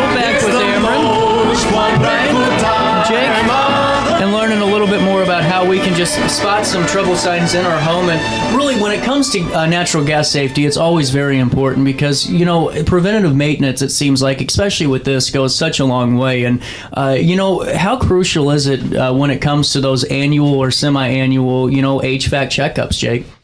It's really important. I mean, it's the easiest way to make sure that we get ahead of the game. Like I said earlier, if we think about that, you know, at the end of the summer, things are starting to cool down. I always tell folks, when you're starting to throw a hoodie on from time to time, make the phone call to your HVAC and have them come in because you know we're ahead of the game. That way, if we have to fix something, repair something, we got a little bit of lead time on that. Mm-hmm. So, yeah, it's just... it's a first step of safety, you know, and then once we get everything inspected, we should be good for the winter time. And, you know, is there anything that, and I've always kind of wondered this, and this is just a CJ question, you know, honestly, because I was sitting at home the other day and was cleaning the house and had some of my Christmas candles going, and one of the flames started just dancing around and doing all this crazy stuff, and it was one of those things where I don't know anything about natural gas, but you just start to wonder, and you start to do the Googling, and Google says that your house is going to become a nuke in 10 seconds, you know, and you better run, and you know how that goes when you start to Google.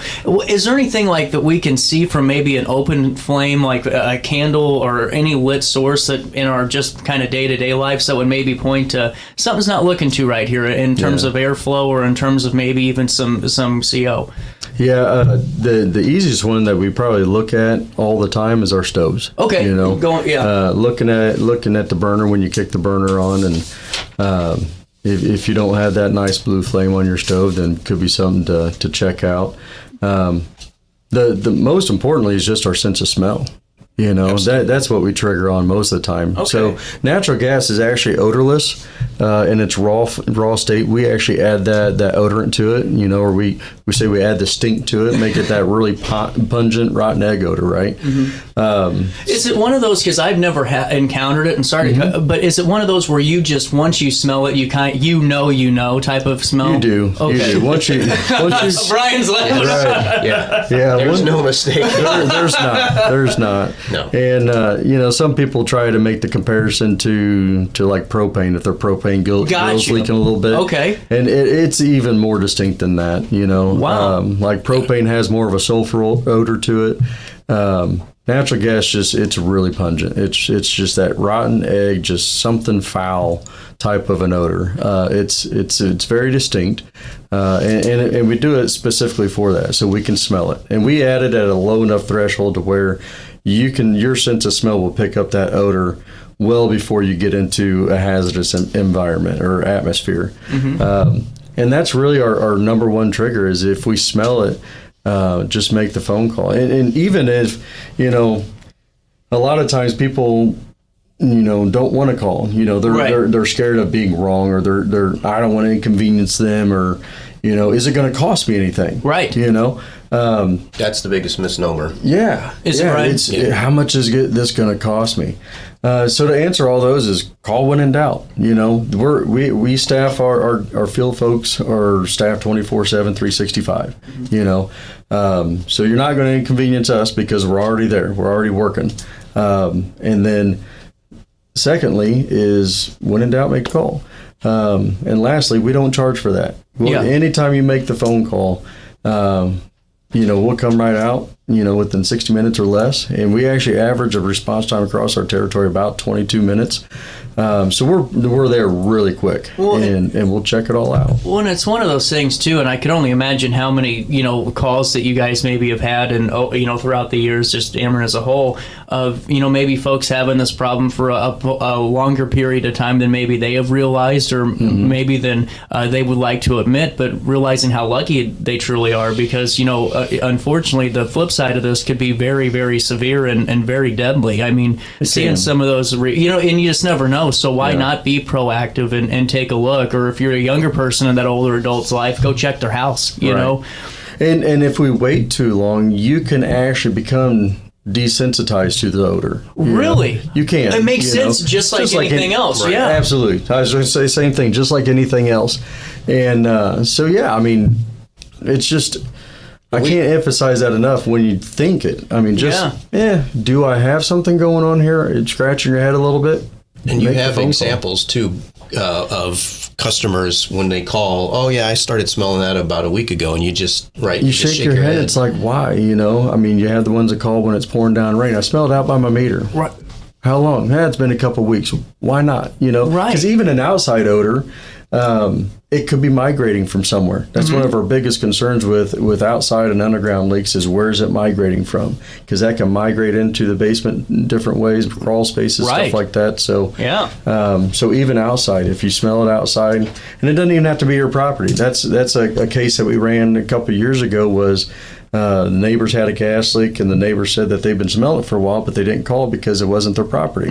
Doesn't matter where we're at, anytime we think we smell that, make the phone call. Be a good neighbor, I mean, honestly. Absolutely. Well, and when it comes to, obviously this time of the year, unless you're CJ and I get into one of those moods and I just got to get something done. I don't know if you're like that too, Jake or Brian. Sometimes it's a deck, who knows? We'll get this done in the middle of January.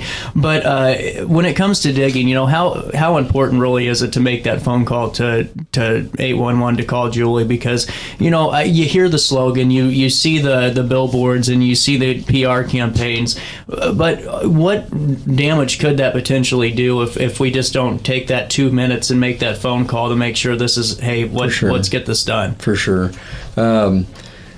It's super important. I mean, we think of wintertime of everybody just staying inside, but I mean, again, we talked about Illinois weather, right? Right. That's what I was saying. You never know. Ground was frozen a week ago, and now you're sinking into the ground everywhere you walk. Yep. So anytime you get that weather break, there's always somebody that's trying to get out and just finish up a project really fast. And I tell you what, I mean, calling 811, getting everything located before you dig.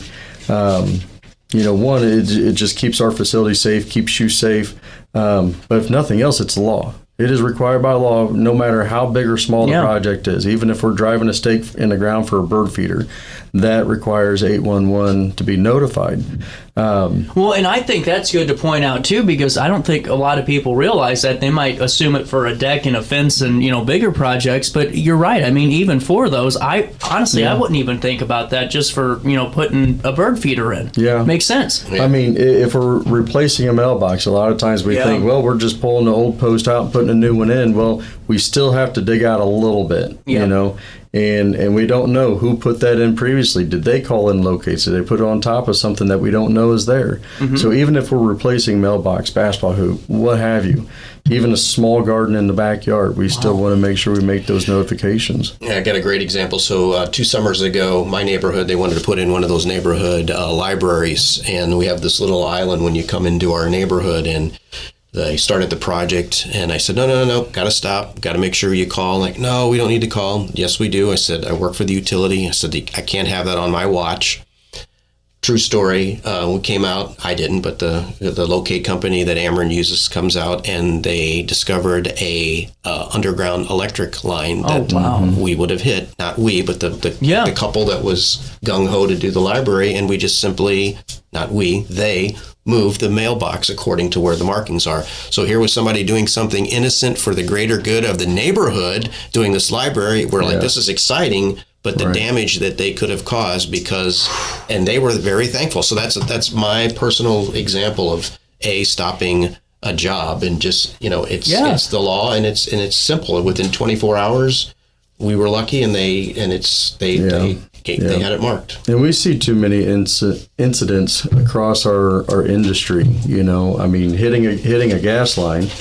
I mean, it's going to cause. I mean, that gas is blowing. It can cause ignition. It's going to ignite it at some point. We've seen it migrate into buildings and have explosions of houses and buildings. And worst case scenario, fatalities can occur from that.